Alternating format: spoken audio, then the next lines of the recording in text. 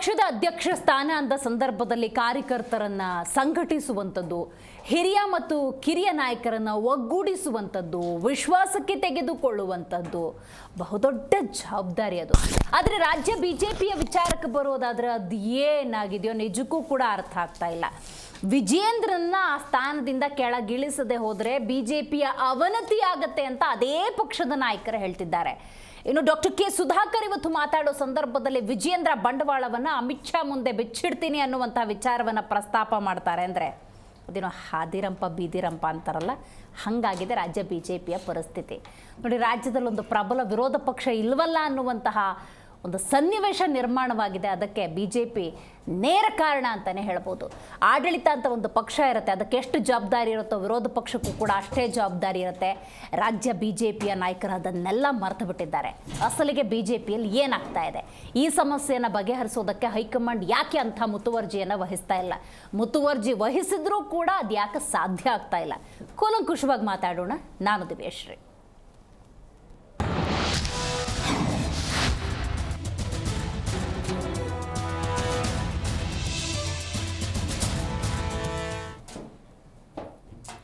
ಜಿಲ್ಲಾ ಮಟ್ಟದಲ್ಲಿ ಅಧ್ಯಕ್ಷರ ನೇಮಕ ಪ್ರಕ್ರಿಯೆ ನಡೆಯುತ್ತೆ, ಅಪಸ್ವರ ಅನ್ನೋದು ಎದ್ದೇಳುತ್ತೆ. ಎಷ್ಟರ ಮಟ್ಟಿಗೆ ಅಂತ ಹೇಳಿದ್ರೆ ನೋಡಿ, ವಿಜಯೇಂದ್ರ ರಾಜ್ಯಾಧ್ಯಕ್ಷ ಸ್ಥಾನದಲ್ಲಿ ಕೂತ ಆ ದಿನದಿಂದ ಇವತ್ತಿನವರೆಗೂ ಒಂದಲ್ಲ ಒಂದು ವಿಚಾರಗಳು ನೋಡಿ, ನನ್ನ ರಾಜಕೀಯ ಸಮಾಧಿಗೆ ವಿಜಯೇಂದ್ರ ಯತ್ನವನ್ನು ನಡೆಸ್ತಿದ್ದಾರೆ ಅಂತ ನೇರ ಮಾತುಗಳನ್ನು ಆಡ್ತಾರೆ ಅನ್ನೋದಾದರೆ ಅದು ಎಷ್ಟರ ಮಟ್ಟಿಗಿರಬೇಡ ಅಸಮಾಧಾನ. ಪಕ್ಷ ಬಿಡುವ ಮಾತಾಡಿದ್ದಾರೆ ಸಂಸದರು. ಡಾಕ್ಟರ್ ಕೆ ಸುಧಾಕರ್ ರಾಷ್ಟ್ರೀಯ ನಾಯಕರ ಜೊತೆ ಚರ್ಚಿಸಿ ಸ್ಪಷ್ಟ ತೀರ್ಮಾನವನ್ನು ತಿಳಿಸ್ತೀನಿ ಅಂತ ಕೂಡ ಹೇಳಿದ್ದಾರೆ.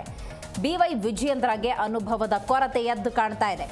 ವಿಜಯೇಂದ್ರ ಸಣ್ಣ ವಯಸ್ಸಿನ ಅಧ್ಯಕ್ಷ, ಹಾಗಾಗಿ ಅನುಭವದ ಕೊರತೆ. ಪಕ್ಷದಲ್ಲಿ ಪ್ರಜಾಪ್ರಭುತ್ವ ಇಲ್ಲ, ಏಕಚಕ್ರಾಧಿಪತ್ಯ. ಈ ಹಿನ್ನೆಲೆಯಲ್ಲಿ ಜಿಲ್ಲಾಧ್ಯಕ್ಷರ ನೇಮಕಾತಿಯಾಗಿದೆ.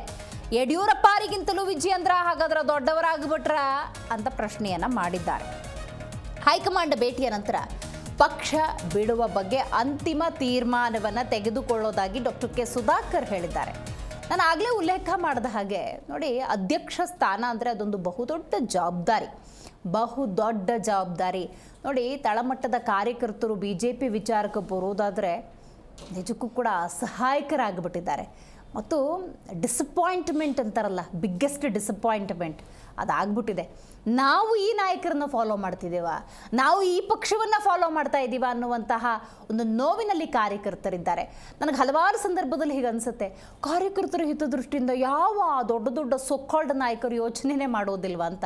ಯಾಕಂದರೆ ಆಸ್ತಿ, ಅಡಮಾನ, ಮನೆ, ಮಠ ಬಿಟ್ಟು ಪಕ್ಷಕ್ಕಾಗಿ, ಆ ಸಿದ್ಧಾಂತಕ್ಕಾಗಿ, ಆ ತತ್ವಕ್ಕಾಗಿ, ಆ ನಾಯಕನಿಗಾಗಿ ಕಾರ್ಯಕರ್ತರು ತಮ್ಮನ್ನು ತಾವು ಸಮರ್ಪಣೆ ಮಾಡ್ಕೊಂಡಿರ್ತಾರೆ. ಇವ್ರದ್ದೇನೋ ಪ್ರತಿಷ್ಠೆಗೆ ಬಿದ್ದು ನಾನಾ ನೀನಾ ಅಂತ ನಿಂತ್ಕೊಂಡ್ಬಿಟ್ರೆ ಬಹಳ ಕಷ್ಟ ಆಗುತ್ತೆ. ನೋಡಿ, ಇವತ್ತು ಡಾಕ್ಟರ್ ಕೆ ಸುಧಾಕರ್ ವಿಜಯೇಂದ್ರ ಕುರಿತಂತೆ ಮಾತಾಡಿದ್ದಾರೆ. ಬಹಳ ಮುಖ್ಯವಾಗಿ ಇವತ್ತು ಮಾತಾಡಿರೋದು ವಿಜಯೇಂದ್ರರನ್ನು ಆ ಸ್ಥಾನದಿಂದ ಕೆಳಗಿಳಿಸದೆ ಹೋದರೆ BJP ಕರ್ನಾಟಕದಲ್ಲಿ ಅವನತಿಯನ್ನು ಹೊಂದುತ್ತೆ ಅಂತ ನೇರವಾಗಿ ಹೇಳಿದ್ದಾರೆ. ಹಾಗಾದರೆ ಯಾವೆಲ್ಲ ಪ್ರಮುಖ ಅಂಶಗಳನ್ನು ಉಲ್ಲೇಖ ಮಾಡಿದ್ದಾರೆ ಡಾಕ್ಟರ್ ಕೆ ಸುಧಾಕರ್, ಬನ್ನಿ ಕೇಳೋಣ. ಯಾವ ಸೀನಿಯರ್ ಲೀಡರ್ಸ್ ಕೂಡ ನಿಮ್ಗೆ ಬೇಕಿಲ್ಲ, ಎಲ್ಲರನ್ನೂ ಕೂಡ ಸಮಾಧಿ ಮಾಡಕ್ಕೆ ಹೋಗಿದ್ದೀವಿ. ಯಾವ ಜಿಲ್ಲೆಯಲ್ಲಿ ಕೂಡ ಚಿಕ್ಕಮಗಳೂರು CT ರವಿ ಅವ್ರನ್ನ ತಗೊಳ್ಳಿ, ಮಾನ್ಯ ಬಸವರಾಜ ಬೊಮ್ಮಾಯಿರವ್ರನ್ನ ತಗೊಳ್ಳಿ, ಯತ್ನಾಳ್ ಅವ್ರನ್ನ, ಯಾರನ್ನು ರಮೇಶ್ ಅವರು ನೀವು ಬಹಳ ಚೆನ್ನಾಗಿದ್ರು, ರಮೇಶ್ ಅವ್ರನ್ನ ಹಾಕಿ ಮುಗಿಸ್ಬಿಟ್ಟು ಸಮಾಧಿ ಮಾಡಿದ್ದೆ. ಇವತ್ತು ಯಾವ ಮುಖಂಡರನ್ನು ಬಿಡ್ತಾ ಇದ್ದೀನಿ, ಯಾವ ಜಿಲ್ಲೆಯಲ್ಲಿ ಬಿಡ್ತಾ ಇದ್ದೀನಿ. ನನಗೂ ಕೂಡ ಸಮಾಧಾನದ ಒಂದು ಇದು ಮುಗಿದೋಯ್ತು. ಇನ್ನ ಯುದ್ಧ. ನಾನು ಕೇಂದ್ರದಲ್ಲಿ ಇರ್ತಕ್ಕಂಥ ನಮ್ಮ ವರಿಷ್ಠರು ನನ್ನ ಮೇಲೆ ನಂಬಿಕೆ ಇಟ್ಟಿದ್ದಾರೆ, ಅವ್ರ ಗಮನಕ್ಕೆ ತಂದಿದ್ದೀನಿ. ಈಗಾಗಲೇ ಇದ್ರ ಹೊರತಾಗಿಯೂ ಕೂಡ ಇವತ್ತು ಅನೌನ್ಸ್ ಮಾಡಿದ್ದಾರೆ. ನಮ್ಮ ಮುಖಂಡರುಗಳಿಗೆ, ನನ್ನ ಸಹಚರರಿಗೆ ನಾನೇನು ಉತ್ತರ ಕೊಡಬೇಕು? ಇವರೊಬ್ಬ MP ಆಗಿ ಒಂದು ಜಿಲ್ಲಾಧ್ಯಕ್ಷರು ಮಾಡ್ಸಕ್ಕಾಗಲ್ಲ ಅಂದ್ರೆ ನಾವು ಹೇಗೆ ರಾಜಕಾರಣ ಮಾಡಬೇಕು? ನನ್ನ ನಂಬಿ ಯಾರು ಬರ್ತಾರೆ BJP? ಅಗರ್ವಾಲ್ ಅವ್ರಿಗೆ ಹೇಳಿದ್ದೇನೆ, ನಮ್ಮ ರಾಜ್ಯದ ಉಸ್ತುವಾರಿಗಳು, ಅವ್ರು ಹೇಳಿದ್ರು ಯಾವುದೇ ಕಾರಣಕ್ಕೂ ನಿಮಗೆ ಅನ್ಯಾಯ ಆಗಿರುವಂಥದ್ದು, ಪಕ್ಷಕ್ಕೆ ಏನು ಕೊಡುಗೆ ಅವರು ಇವಾಗ ಮಾಡಿರೋರು. ಶಿಡ್ಲಘಟ್ಟದಲ್ಲಿ ಮೊನ್ನೆ ಬಂದಿರುವಂತ ವ್ಯಕ್ತಿ ಪಾಪ 50,000 ಮೆಂಬರ್ಶಿಪ್ ಮಾಡಿಸಿದ್ದಾರೆ. ನಮ್ಮಲ್ಲಿ 58,000 ಮೆಂಬರ್ಶಿಪ್ ಆಗಿದೆ. ಯಾರು ಪಕ್ಷಕ್ಕೆ ಅಹರ್ನಿಶಿ ದುಡಿದಿದ್ದಾರೆ ಅಂಥವನ್ನು ಕೈ ಬಿಡ್ತೀರಿ, ಯಾರು ನನ್ನ ವಿರುದ್ಧವಾಗಿ ಕೆಲಸ ಮಾಡಿದ್ದಾರೆ, ಯಾರು ಪಕ್ಷಕ್ಕೆ ಏನು ಕೊಡುಗೆ ಇಲ್ಲ ಅಂಥವ್ರನ್ನ ಅಧ್ಯಕ್ಷ ಮಾಡ್ತೀನಿ. ಯಾಕೆ ಸಮಾಲೋಚನೆ ಮಾಡಲಿಲ್ಲ? ನಾನು ಅವ್ರ ಜೊತೆ ಕೆಲಸ ಮಾಡಿದ್ದೀನಿ, ಅವ್ರ ವ್ಯಕ್ತಿತ್ವನೇ ಬೇರೆ. ಇವ್ರಿಗೂ ಅವ್ರಿಗೆ ಇವತ್ತು ಮಾಡಕ್ ಸಾಧ್ಯನೇ ಇಲ್ಲ. ಮಗ ಆಗಿರ್ಬೋದಷ್ಟೇ, ನಾನು ಅವ್ರ ಜೊತೆ ಕೆಲಸ ಮಾಡಿದ್ದೀನಿ, ಅವ್ರ ವ್ಯಕ್ತಿತ್ವನೇ ಬೇರೆ. ಇವ್ರಿಗೂ ಅವ್ರಿಗೆ ಇವತ್ತು ಮಾಡಕ್ ಸಾಧ್ಯನೇ ಇಲ್ಲ. ಮಗ ಆಗಿ ಡಾಕ್ಟರ್ ಕೆ ಸುಧಾಕರ್ ಮಾತಾಡೋ ಸಂದರ್ಭದಲ್ಲಿ ಆ ಸ್ಯಾಚುರೇಷನ್ ಅನ್ನೋ ಪದಪ್ರಯೋಗವನ್ನು ಮಾಡ್ತಾ ಇತ್ತು. ಅಂದರೆ ತಾಳ್ಮೆಯ ಕಟ್ಟೆ ಒಡೆದಿದೆ ಅಂತ. ಯಾಕೆ ಅಂತ ನಾವು ನೋಡ್ತಾ ಹೋಗೋದಾದರೆ ನೋಡಿ, ಅವರೊಂದು ಇನ್ನೊಂದು ಪ್ರಮುಖ ವಿಚಾರವನ್ನು ಉಲ್ಲೇಖ ಮಾಡಿದ್ದೇನೆಂದರೆ, ಸದಸ್ಯತ್ವ ಅಂತ ಒಂದು ಟಾಸ್ಕ್ ಡೆಫಿನೆಟ್ಲಿ ಇದ್ದೇ ಇರುತ್ತೆ. ಅತಿ ಹೆಚ್ಚು ಸಂಖ್ಯೆಯಲ್ಲಿ ಪಕ್ಷಕ್ಕೆ ಸದಸ್ಯತ್ವ ಪಡೆದುಕೊಳ್ಳುವಂಥ ಸಂಖ್ಯೆ. ತಳಮಟ್ಟದಲ್ಲಿ ಕಾರ್ಯಕರ್ತರ ಕೆಲಸವನ್ನು ಮಾಡ್ತಿರ್ತಾರೆ ನೋಡಿ. ನನ್ನ ಪರಿಚಯದವರು ಅಥವಾ ನನ್ನ ಹಿಂಬಾಲಕ 58,000 ಸದಸ್ಯತ್ವವನ್ನು ಪಡ್ಕೊಂಬರ್ತಾನೆ. ಅವನು ಜಿಲ್ಲಾಧ್ಯಕ್ಷ ಮಾಡೋದಿಲ್ಲ. ಅಲ್ಲಿ ಯಾರೋ ಸಂದೀಪ್ ರೆಡ್ಡಿ ಅಂತ 5,000 ಮಾಡಿಸಿರಲ್ಲ ಸದಸ್ಯತ್ವ. ಅವನು ತಗೊಬಂದು ಕೂರಿಸ್ತಾರೆ ಅನ್ನೋದಾದ್ರೆ ನಾನು ಏನು ಮಾಡಬೇಕು, ನನ್ನನ್ನು ಪ್ರಶ್ನೆ ಮಾಡೋರು ನಾನು ಏನು ಉತ್ತರ ಕೊಡಬೇಕು ಅನ್ನುವಂತಹ ವಿಚಾರವನ್ನು ಡಾಕ್ಟರ್ ಕೆ ಸುಧಾಕರ್ ಉಲ್ಲೇಖ ಮಾಡ್ತಾನೆ. ಈ ಅಸಮಾಧಾನ ಸ್ಫೋಟಕ್ಕೆ ಕಾರಣ ಏನು ಅಂತ ನಾವು ನೋಡ್ತಾ ಹೋಗೋದಾದರೆ ಆಗಿರುವಂಥ ಸದ್ಯದ ಸ್ಟೇಟಸ್ ಇದು. ರೈಟ್, ನಾನಿಲ್ಲಿ ಪ್ರಮುಖವಾಗಿ ರಾಜ್ಯಾಧ್ಯಕ್ಷರು ಅಂದಾಗ ಅವರ ಜವಾಬ್ದಾರಿ ಮತ್ತು ಎಂಥದ್ದೇ ಅಸಮಾಧಾನ ಇದ್ದರೂ ಕೂಡ ನೋಡಿ, ಪಕ್ಷದ ವೇದಿಕೆಯಲ್ಲಿ ಚರ್ಚೆ ಆಗಬೇಕಾಗಿರೋಂಥ ವಿಚಾರಗಳು ಇವತ್ತು ಬಹಿರಂಗವಾಗಿ ಆಗ್ತಿದ್ದಾವೆ ಅಂತ ಹೇಳಿದ್ರೆ ಏನೋ ಸರಿ ಇಲ್ಲ. 10 ಜನ ಒಬ್ಬರ ಬಗ್ಗೆನೇ ಮಾತಾಡ್ತಿದ್ದಾರೆ ಅಂದರೆ ಆ ಒಬ್ಬ ವ್ಯಕ್ತಿ ಸರಿಪಡಿಸ್ಕೊಳ್ಳೇಬೇಕು. ಯಾಕೆಂದರೆ 10 ಜನ ಹೇಳ್ತಿರೋದು ಅದೇ ಒಂದು ವಿಚಾರವನ್ನು. ಹಾಗಾಗಿ ಸರಿಯಾದ ಸಮಯಕ್ಕೆ ಹೈಕಮಾಂಡ್ ಸರಿಯಾದ ತೀರ್ಮಾನಕ್ಕೆ ಬರಲಿಲ್ಲ ಅಂತ ಹೇಳಿದ್ರೆ BJP ಡಾಕ್ಟರ್ ಕೆ ಸುಧಾಕರ್ ಅವರು ಹೇಳಿದ ಹಾಗೇ ಅವನತಿಯ ಹಾದಿಯನ್ನು ಖಂಡಿತ ಹಿಡಿಯೋದ್ರಲ್ಲಿ ಸಂಶಯ ಇಲ್ಲ. ರೈಟ್, ಈ ಬಗ್ಗೆ ಮಾತಾಡಲಿಕ್ಕೆ ಮೊದಲನೇದಾಗಿ ನಮ್ಮ ಕಾರ್ಯಕ್ರಮದಲ್ಲಿ AP ವಕ್ತಾರರಾಗಿರುವಂಥ ಶಿವಾನಂದ ರೆಡ್ಡಿ ಅವರಿದ್ದಾರೆ. ನಮಸ್ಕಾರ ಶಿವಾನಂದರೆ. ಇನ್ನು JDS ವಕ್ತಾರರಾಗಿರುವಂಥ ಡಾಕ್ಟರ್ ನಾಗೇಂದ್ರ ಅವರಿದ್ದಾರೆ. ನಮಸ್ಕಾರ. ಇನ್ನು ಕಾಂಗ್ರೆಸ್ ವಕ್ತಾರರಾಗಿರುವಂಥ ದರ್ಶನ್ ಅವರಿದ್ದಾರೆ. ನಮಸ್ಕಾರ. ಇನ್ನು ರಾಜಕೀಯ ವಿಶ್ಲೇಷಕರಾಗಿರುವಂಥ ಚಂಬಿ ಪುರಾಣಿಕ್ ಅವರು ಝೂಮ್ನಿಂದ ಕನೆಕ್ಟ್ ಆಗಿದ್ದಾರೆ. ಸರ್ ನಮಸ್ಕಾರ. ನಮಸ್ಕಾರ. ನಮಸ್ಕಾರ ಸರ್, ರಾಜ್ಯದ ಡೆವಲಪ್ಮೆಂಟ್ಸನ್ನು ಹಲವಾರು ದಿವಸದಿಂದ BJPಯಲ್ಲಿ ನಾವು ಗಮನಿಸ್ತಾನೇ ಇದ್ದೀವಿ. ನನಗೆ ರೈಟ್ ನಾವು ಪುರಾಣಿಕ್ ಸರ್ ನೀವೇ ಹೇಳಬೇಕು, BJPಯಲ್ಲಿ ಏನಾಗ್ತಿದೆ ಸರ್? ಬಿಜೆಪಿನಲ್ಲಿ ಒಂದು ರೀತಿಯಲ್ಲಿ ಈ ಕಚ್ಚಾಟ ಅಂತಕ್ಕಂಥದ್ದು ಬರೀ ಅಧ್ಯಕ್ಷ ಸ್ಥಾನ ಅಂತ ಅಲ್ಲ, ಒಟ್ಟು ಗುಂಪುಗಾರಿಕೆ. ಅದು ಮನೆಯೊಂದು 3 ಬಾಗಿಲು ಅಂತ ಸಾಮಾನ್ಯವಾಗಿ ಹೇಳ್ತೀವಿ. ಇದು ಮನೆಯೊಂದು 4 ಅಥವಾ 5 ಬಾಗಿಲು ಇರ್ತಕ್ಕಂಥ ಸನ್ನಿವೇಶ. ಇಲ್ಲ ಸರ್, ಕಾಂಗ್ರೆಸ್ ಆಗಾಗ ಉಲ್ಲೇಖ ಮಾಡ್ಬೇಕಾದ್ರೆ ಊರ್ ಬಾಗಿಲು ಅಂತಿರ್ತಾರೆ.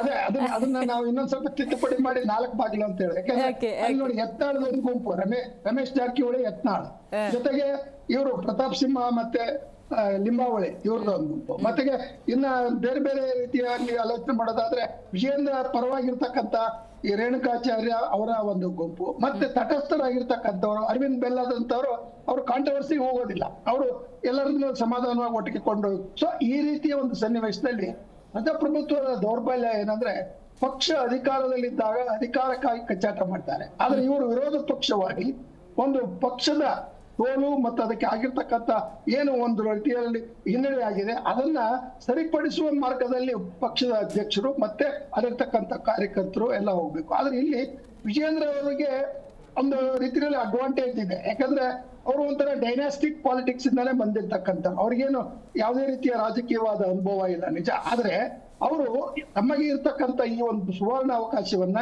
ಬಹುಶಃ ತಮ್ಮ ಒಂದು ರೀತಿಯಲ್ಲಿ ಸರ್ವಾಧಿಕಾರ ಅನ್ನೋದಕ್ಕಿಂತ ತಮ್ಮದೇ ಆದ ಗುಂಪುಗಾರಿಕೆಯನ್ನ ಬೆಳೆಸ್ಕೊಂಡು ಅವ್ರು ಕಳ್ಕೊಳ್ತಾ ಇದ್ದಾರೆ ಅಂತಕ್ಕಂಥದ್ದನ್ನು ಕಾಣ್ತೇವೆ. ಈಗ ಯತ್ನಾಳ್ ಮಾತಾಡೋದು ಬಿಡಿ, ಯತ್ನಾಳ್ರವ್ರದ್ದು ಅವ್ರದ್ದು ಬೇರೆ ರೀತಿ, ಅದು ವೈಯಕ್ತಿಕವಾಗಿ ಇದ್ದ ಇರ್ತಕ್ಕಂಥ. ಆದ್ರೆ ಇಲ್ಲಿ ವಿಜಯೇಂದ್ರ ಯುವ ನಾಯಕನಾಗಿ ಒಂದು ಹೊಸ ಪೀಳಿಗೆಯ BJP ಕಾರ್ಯಕರ್ತರನ್ನ ಮುಂದೆ ತರ್ತಕ್ಕಂಥದ್ದು, ಅವರಿಗೆ ಬೇಕಾದಂತ ಒಂದು ಆಶ್ವಾಸನೆ ಕೊಡ್ತಕ್ಕಂಥದ್ದು ಕಾಣ್ತಾ ಇಲ್ಲ. ಈ ಗುಂಪುಗಾರಿಕೆಯಲ್ಲಿ ಸುಧಾಕರ್ ಅವರು ರೆಬೆಲ್ ಅಥವಾ ಈ ರೀತಿ ಅವರು ವಿರುದ್ಧವಾಗಿ ಒಂದು ರೀತಿಯಲ್ಲಿ ಅದಕ್ಕೆ ಒಂದು ರೀತಿಯಲ್ಲಿ ಓಪನ್ ಆಗಿ ಕಂಡೆಮ್ ಮಾಡ್ತಾರೆ. ಅಂದ್ರೆ ಪಕ್ಷದಲ್ಲಿ ಒಗ್ಗಟ್ಟಿಲ್ಲ, ಪಕ್ಷದಲ್ಲಿ ಶಿಸ್ತಿಲ್ಲ, ಮತ್ತೆ ಹೈಕಮಾಂಡ್ ಅಂತಕ್ಕಂಥದ್ದು ಕರ್ನಾಟಕವನ್ನ ಸೋತ ನಂತರ ಅದನ್ನ ಮೂಲೆ ಗುಂಪಾಗಿ ಮಾಡಿದ್ದಾರೆ. ಕಾರಣ ಅವ್ರಿಗೆ ಈ ರೀತಿ ಕರ್ನಾಟಕದಿಂದ ಏನು ಪ್ರಯೋಜನ? ಅವರು ದೇಶವನ್ನೇ ಆಡಳಿತ ಮಾಡ್ತಕ್ಕಂಥ ಜನ. ಒಂದು ವೇಳೆ ನಡ್ಡಾರವರಿಗೆ ಈ ವಿಷಯ ಗೊತ್ತಿದ್ರೆ ಇಲ್ಲಿರ್ತಕ್ಕಂಥ ಗುಂಪುಗಾರಿಕೆಯನ್ನ ಸರಿಪಡಿಸಿಲ್ಲ. ಮತ್ತೆ ಸಂತೋಷ್ ಅವರು ಅನೇಕ ರೀತಿಯಲ್ಲಿ ಗುಂಪುಗಾರಿಕೆಗೆ ಪ್ರೋತ್ಸಾಹವನ್ನು ಮಾಡಿದ್ದಾರೆ. ಅವರು ಸಹ ಇದಕ್ಕೆ ಮತ್ತೆ ಹೆಚ್ಚಿನ ರೀತಿಯಲ್ಲಿ ಪ್ರಯತ್ನ ಮಾಡ್ತಾ ಇಲ್ಲ. ಒಂದೊಂದಾಗಿ ವಿಚಾರಕ್ಕೆ ಹೋಗೋದಾದ್ರೆ ಸರ್, ಪುರಾಣಿಕ್ ಸರ್ ನೀವು ಹೇಳಿ, ಬಿಜೆಪಿಗೆ ಇದು ಎಷ್ಟರ ಮಟ್ಟಿಗೆ ಅಪಾಯಕಾರಿ ಅಂತ. ಕಳೆದ ಬಾರಿ ಚುನಾವಣೆಯಲ್ಲಿ ನೀವು MP ಎಲೆಕ್ಷನ್ ತಗೊಂಡ್ರು, MLA ಎಲೆಕ್ಷನ್ ತಗೊಂಡ್ರು, ಅವ್ರು ಸೋತಿದ್ದಾರೆ ಸರ್. 17-18 ಸೀಟ್ MP ಎಲೆಕ್ಷನ್ ಬಂದಿರ್ಬೋದು, ಬಟ್ ಅದು ಸೋಲೆ ಬಿಜೆಪಿಗೆ. It is not a gain point ಅಂತ ನನಗೇನು ಅನ್ಸಲ್ಲ. MLA ಎಲೆಕ್ಷನಲ್ಲಿ ಅಧೋಗತಿ. ಹಾಗಾಗಿ ಇದು ಈ ಬೆಳವಣಿಗೆಗಳು ಎಷ್ಟರ ಮಟ್ಟಿಗೆ ಅಪಾಯಕಾರಿ ಅಂತ. ಅವರಿಗೆ ಮುಂದೆ ಈ ಕಾಂಗ್ರೆಸ್ನಲ್ಲಿ ಇರ್ತಕ್ಕಂಥದ್ದು ಏನಿದೆಯಲ್ಲ, ಆಡಳಿತದಲ್ಲಿ ಇರ್ತಕ್ಕಂಥ ವಿಫಲತೆ, ಅವರಲ್ಲಿರ್ತಕ್ಕಂಥ ಒಂದು ರೀತಿ ದೌರ್ಬಲ್ಯ, ಮತ್ತೆ ಈಗ ಆಗಿರ್ತಕ್ಕಂಥ ಹಗರಣಗಳು, ಇವುಗಳನ್ನ ಕುರಿತು ಜನರಿಗೆ ವಾಸ್ತವ ಅಂಶವನ್ನ ನೀಡಬೇಕಾಗಿತ್ತು. ಕೇವಲ ಮುಖ್ಯಮಂತ್ರಿಯನ್ನ ಟೀಕೆ ಮಾಡಿ 14 ಸೈಟು ಅದು ಎಲ್ಲ ಕೋರ್ಟ್ ಅಲ್ಲಿ ತೀರ್ಮಾನ ಆಗತ್ತೆ, ಅವೆಲ್ಲ ಕಾನೂನಿನ ವಿಚಾರಗಳು. ಆದ್ರೆ ಸಾರ್ವಜನಿಕರಲ್ಲಿ ಇರ್ತಕ್ಕಂಥ ಹತಾಶ ಮನೋಭಾವನೆ ಇದೆಯಲ್ಲ, ಅಂದ್ರೆ ಏನಾಯ್ತು, ಭ್ರಷ್ಟಾಚಾರ, ಯಾವುದೇ ಆಫೀಸ್ಗೆ ಹೋದ್ರು ಲಂಚ ಕೊಡದೆ ಕೆಲಸ ಆಗೋದಿಲ್ಲ. ಇವ್ರ ಕಾಲದಲ್ಲಿ ಇತ್ತು 40%, ಈಗ ಅದು ಜಾಸ್ತಿ ಆಗಿದೆ ಅಂತಕ್ಕಂಥದ್ದನ್ನ ಕೇಳ್ತಾ ಇದ್ದೇವೆ. ಅಂತ ಸನ್ನಿವೇಶವನ್ನ ಗಮನಿಸಿ ಜನರಿಗೆ ಆಗಿರ್ತಕ್ಕಂಥ ತೊಂದರೆಗಳನ್ನ, ಆಡಳಿತ ಇರತಕ್ಕಂಥ ದೌರ್ಬಲ್ಯಗಳನ್ನ, ಅಥವಾ ಒಂದು ರೀತಿಯಲ್ಲಿ ಜನರಿಗೆ ಬೇಕಾದಂತ ಒಳ್ಳೊಳ್ಳೆ ಕಾರ್ಯಕ್ರಮಗಳನ್ನು ನೀಡುವುದರಲ್ಲಿ ವಿಫಲರಾಗಿದ್ದಾರೆ. ಅದರಿಂದ ಯುವ ನಾಯಕ ವಿಜಯೇಂದ್ರ ಅಂತಕ್ಕಂಥ ತಂದೆಯ ಒಂದು ಶಾಡೋ ಏನು ಇದೆ, ಯಡಿಯೂರಪ್ಪನವರ ಒಂದು ಅವರಿಗೆ ಅಭಯ ಹಸ್ತ ಇದೆ ಅಂತಕ್ಕಂಥದ್ದನ್ನು ಬಿಟ್ಟು ಅವರು ಪ್ರಯತ್ನವನ್ನ ಮಾಡಬೇಕು. ಮತ್ತೆ ನೀವು ಹೇಳಿದ್ರಲ್ಲ, ಸರ್ಕಾರ ಮನಸ್ಸಿನಾಗಿರ್ತಕ್ಕಂಥ ಭಾವನೆಗಳಿಗೆ ಗೌರವ ಕೊಡ್ಬೇಕು. ಇವರ್ಯಾರು ಕೊಡ್ತಾ ಇಲ್ಲ, ಇವರೆಲ್ಲ ಸ್ವಾರ್ಥಿಗಳು. ಈ ಸ್ವಾರ್ಥದಿಂದ ಕರ್ನಾಟಕದ ಹಿತವನ್ನ ಬಯಸ್ತಕ್ಕಂಥ ಒಂದು ವಿರೋಧ ಪಕ್ಷ ರಚನಾತ್ಮಕವಾಗಿ ಮಾಡಬೇಕಾದಂತ ಕೆಲಸವನ್ನ ಮಾಡುವುದರಲ್ಲಿ ಸೋತಿದೆ. ಮತ್ತೆ ಅಲ್ಲಿರ್ತಕ್ಕಂಥ ಪ್ರಮುಖ ನಾಯಕರುಗಳಲ್ಲಿ ಒಗ್ಗಟ್ಟಿಲ್ಲ. ಮತ್ತೆ ಅವರು ತಮ್ಮ ಒಂದು ರೀತಿಯಲ್ಲಿ ತಮ್ಮ ಪ್ರತಿಷ್ಠೆಯನ್ನ, ಈಗೋ ಫ್ಯಾಕ್ಟರ್ ಅಂತ, ಈಗೋ ಸೊ ಅದು ಆಂತರಿಕ ಪ್ರಜಾಪ್ರಭುತ್ವ ಅಂತಕ್ಕಂಥದ್ದು, ಇನ್ನರ್ ಡೆಮೋಕ್ರಸಿ. ಆದ್ರೆ ಪಾರ್ಟಿದಲ್ಲಿ ಇರ್ತಕ್ಕಂಥ ಪ್ರಜಾಪ್ರಭುತ್ವ ಯಾವ ಪಕ್ಷದಲ್ಲೂ ಇಲ್ಲ. ಅದರಲ್ಲೂ ಅಧಿಕಾರದಲ್ಲಿ ಇದ್ದೇ ಇರ್ತಕ್ಕಂಥ ವಿರೋಧ ಪಕ್ಷದಲ್ಲಿ ಹೆಚ್ಚಾಗಿ ಅದು ಕಂಡು ಬರ್ತಾ ಇದೆ. ಆದ್ರಿಂದ ಇದು ಬಿಜೆಪಿಗೆ ಒಂದು ವಾರ್ನಿಂಗ್ ಸಿಗ್ನಲ್, ಒಳ್ಳೆಯದಲ್ಲ. ಆದ್ರೆ ಇನ್ನೂ 2.5-3 ವರ್ಷ ಅವರು ಒಂದು ಆಡಳಿತ ಪಕ್ಷದಲ್ಲಿರ್ತಕ್ಕಂಥ ಈ ಸರ್ಕಾರವನ್ನ ಟೀಕೆ ಮಾಡಿ ರಚನಾತ್ಮಕವಾಗಿ ಜನರಿಗೆ ಏನು ಒಂದು ಆಶ್ವಾಸನೆ, ಭರವಸೆಯನ್ನು ನೀಡಬೇಕು, ಅದನ್ನು ನೀಡತಕ್ಕಂಥದ್ರಲ್ಲಿ ವಿಫಲರಾಗಿದ್ದಾರೆ. ಅಸೆಂಬ್ಲಿಯಲ್ಲೂ ಸಹ ಆಗ್ತಿಲ್ಲ, ಬರೀ ವಾಕೌಟ್ ಮಾಡೋದು ಅಥವಾ ಇನ್ಯಾವುದೇ ರೀತಿಯ ಬಡದ ಗುಂಪುಗಾರಿಕೆಯನ್ನು ಮಾಡೋದು, ಆಮೇಲೆ ಕೆಟ್ಟ ರೀತಿಯಲ್ಲಿ ಬಳಗನ್ನ ಬಳಸಿ ಮುಖ್ಯಮಂತ್ರಿಯನ್ನಾಗ್ಲಿ ಅಥವಾ ಸಚಿವರನ್ನಾಗ್ಲಿ ಬೈಯೋದು, ಅಥವಾ ಅವರು ಇವರಿಗೆ ಪ್ರತಿಯಾಗಿ ಕೂಡ ಈ ರೀತಿ ಕಾಲಹರಣ ಆಗ್ತಾ ಇದೆ. ಅದರಿಂದ ನಾಟಕದಲ್ಲಿ ವಿರೋಧ ಪಕ್ಷದ ಒಂದು ಘನತೆಯನ್ನ ಕುಗ್ಗಿಸ್ತಕ್ಕಂತ ಕಾರ್ಯಕ್ರಮ ಅಥವಾ ಒಂದು ರೀತಿಯ ಪರಿಸ್ಥಿತಿ ದುರ್ದೈವ ಈಗಾಗಿದೆ. ಅದಕ್ಕೆ ಬಿಜೆಪಿ ನಾಯಕರ ಹೊಣೆ, ಬಿಜೆಪಿ ಹೈಕಮಾಂಡ್ ಹೊಣೆ, ಬಿಜೆಪಿಯಲ್ಲಿರ್ತಕ್ಕಂಥ ಗುಂಪುಗಾರಿಕೆಯಾದ ಕಾರಣ ಅಲ್ಲಿ ಅಧಿಕಾರ ಇಲ್ಲ, ಅಧಿಕಾರ ಇಲ್ಲದ ಕಚ್ಚಾಟ ಇದೆ. ಸಿಟಿ ರವಿ ಅವ್ರದೇ ಒಂದು ಗುಂಪು. ಅದರಿಂದ ನನ್ನ ಪ್ರಕಾರ ಒಬ್ಬ ರಾಜಕೀಯ ವಿಶ್ಲೇಷಕ ಹೇಳಿದ್ರೆ, ಪ್ರಜಾಪ್ರಭುತ್ವದಲ್ಲಿ ಆರೋಗ್ಯಕರವಾದ ಒಂದು ವಿರೋಧ ಪಕ್ಷವನ್ನ ಮತ್ತೆ ಅದನ್ನು ಮುಂದೆ ಕೊಂಡೊಯ್ತಕ್ಕಂಥ ಯುವ ಜನಾಂಗದ ಒಂದು ಪ್ರತಿನಿಧಿ ಅಂತಕ್ಕಂಥ BY ವಿಜಯೇಂದ್ರ ಎಡವಿದ್ದಾರೆ ಅಂತಕ್ಕಂಥದ್ದು ಸ್ಪಷ್ಟ ಆಗುತ್ತೆ. ತಂದೆ ಹೆಸರಿನಲ್ಲಿ ಇವರು ರಾಜ್ಯಾಧ್ಯಕ್ಷರಾಗಿ ಹೆಚ್ಚು ಕಾಲ ಉಳಿಯಕ್ಕೆ ಸಾಧ್ಯ ಇಲ್ಲ. ನಮ್ಮ ಸ್ವಸಾಮರ್ಥ್ಯದಿಂದ ಇವರು ಏನಾದ್ರೂ ಒಳ್ಳೆಯ ಕೆಲಸವನ್ನು ಮಾಡಿದ್ರೆ ಅವರಿಗೆ ಭವಿಷ್ಯ ಇದೆ, ಕರ್ನಾಟಕಕ್ಕೂ ಒಳ್ಳೇದಾಗ್ತದೆ. ಅವ್ರ ಭವಿಷ್ಯ ಕರ್ನಾಟಕದ ಜನರ ಸಮಸ್ಯೆಯನ್ನ ಕುರಿತು ಮಾತನಾಡ್ತಕ್ಕಂಥ ಒಂದು ಪಕ್ಷ ಇದಾಗಬೇಕು. ಪ್ರತಿ ಹಂತದಲ್ಲೂ ಅವರು ಜನರಿಗೆ ಒಂದು ಆಶ್ವಾಸನೆಯನ್ನು ಕೊಡ್ಬೇಕು. ನಾವು ತಪ್ಪು ಮಾಡಿ ಸೋತಿದ್ದೇವೆ, ನಮ್ಮ ಮೇಲೆ ಭ್ರಷ್ಟಾಚಾರದ ಆರೋಪದಿಂದ ನಮ್ಮನ್ನು ಜನ ತಿರಸ್ಕರಿಸಿದ್ದಾರೆ, ಈಗಿನ ಸರ್ಕಾರ ಸರಿಯಾಗಿ ನಡೀತಾ ಇಲ್ಲ ಅಂತಕ್ಕಂಥ ಒಂದು ರಚನಾತ್ಮಕವಾದ ಕನ್ಸ್ಟ್ರಕ್ಟಿವ್ ಕ್ರಿಟಿಸಿಸಂ, ಆ ಒಂದು ರೀತಿಯ ಅಪೋಸಿಷನ್ ಇಲ್ಲ ಅಂತಕ್ಕಂಥದ್ದು ನನಗೆ ಅತ್ಯಂತ ವ್ಯತ್ಯಯ ಒಂದು ಅಂಶ.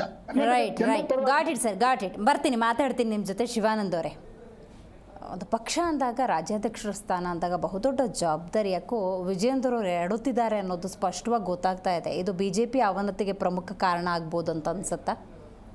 ಇದು ಡೆಫಿನೆಟ್ ಆಗಿ ಎಲ್ರಿಗೂ ಗೊತ್ತಿರೋದು ವಿಷಯ ಮೇಡಮ್. ಇವತ್ತು ಸಾರ್ ಹೇಳ್ದಂಗೆ ವಿಶ್ಲೇಷಣೆ ಅವರು ಮಾಡ್ದಂಗೆ 6 ತಿಂಗಳು ರಾಜ್ಯಾಧ್ಯಕ್ಷರು ಇರಲಿಲ್ಲ.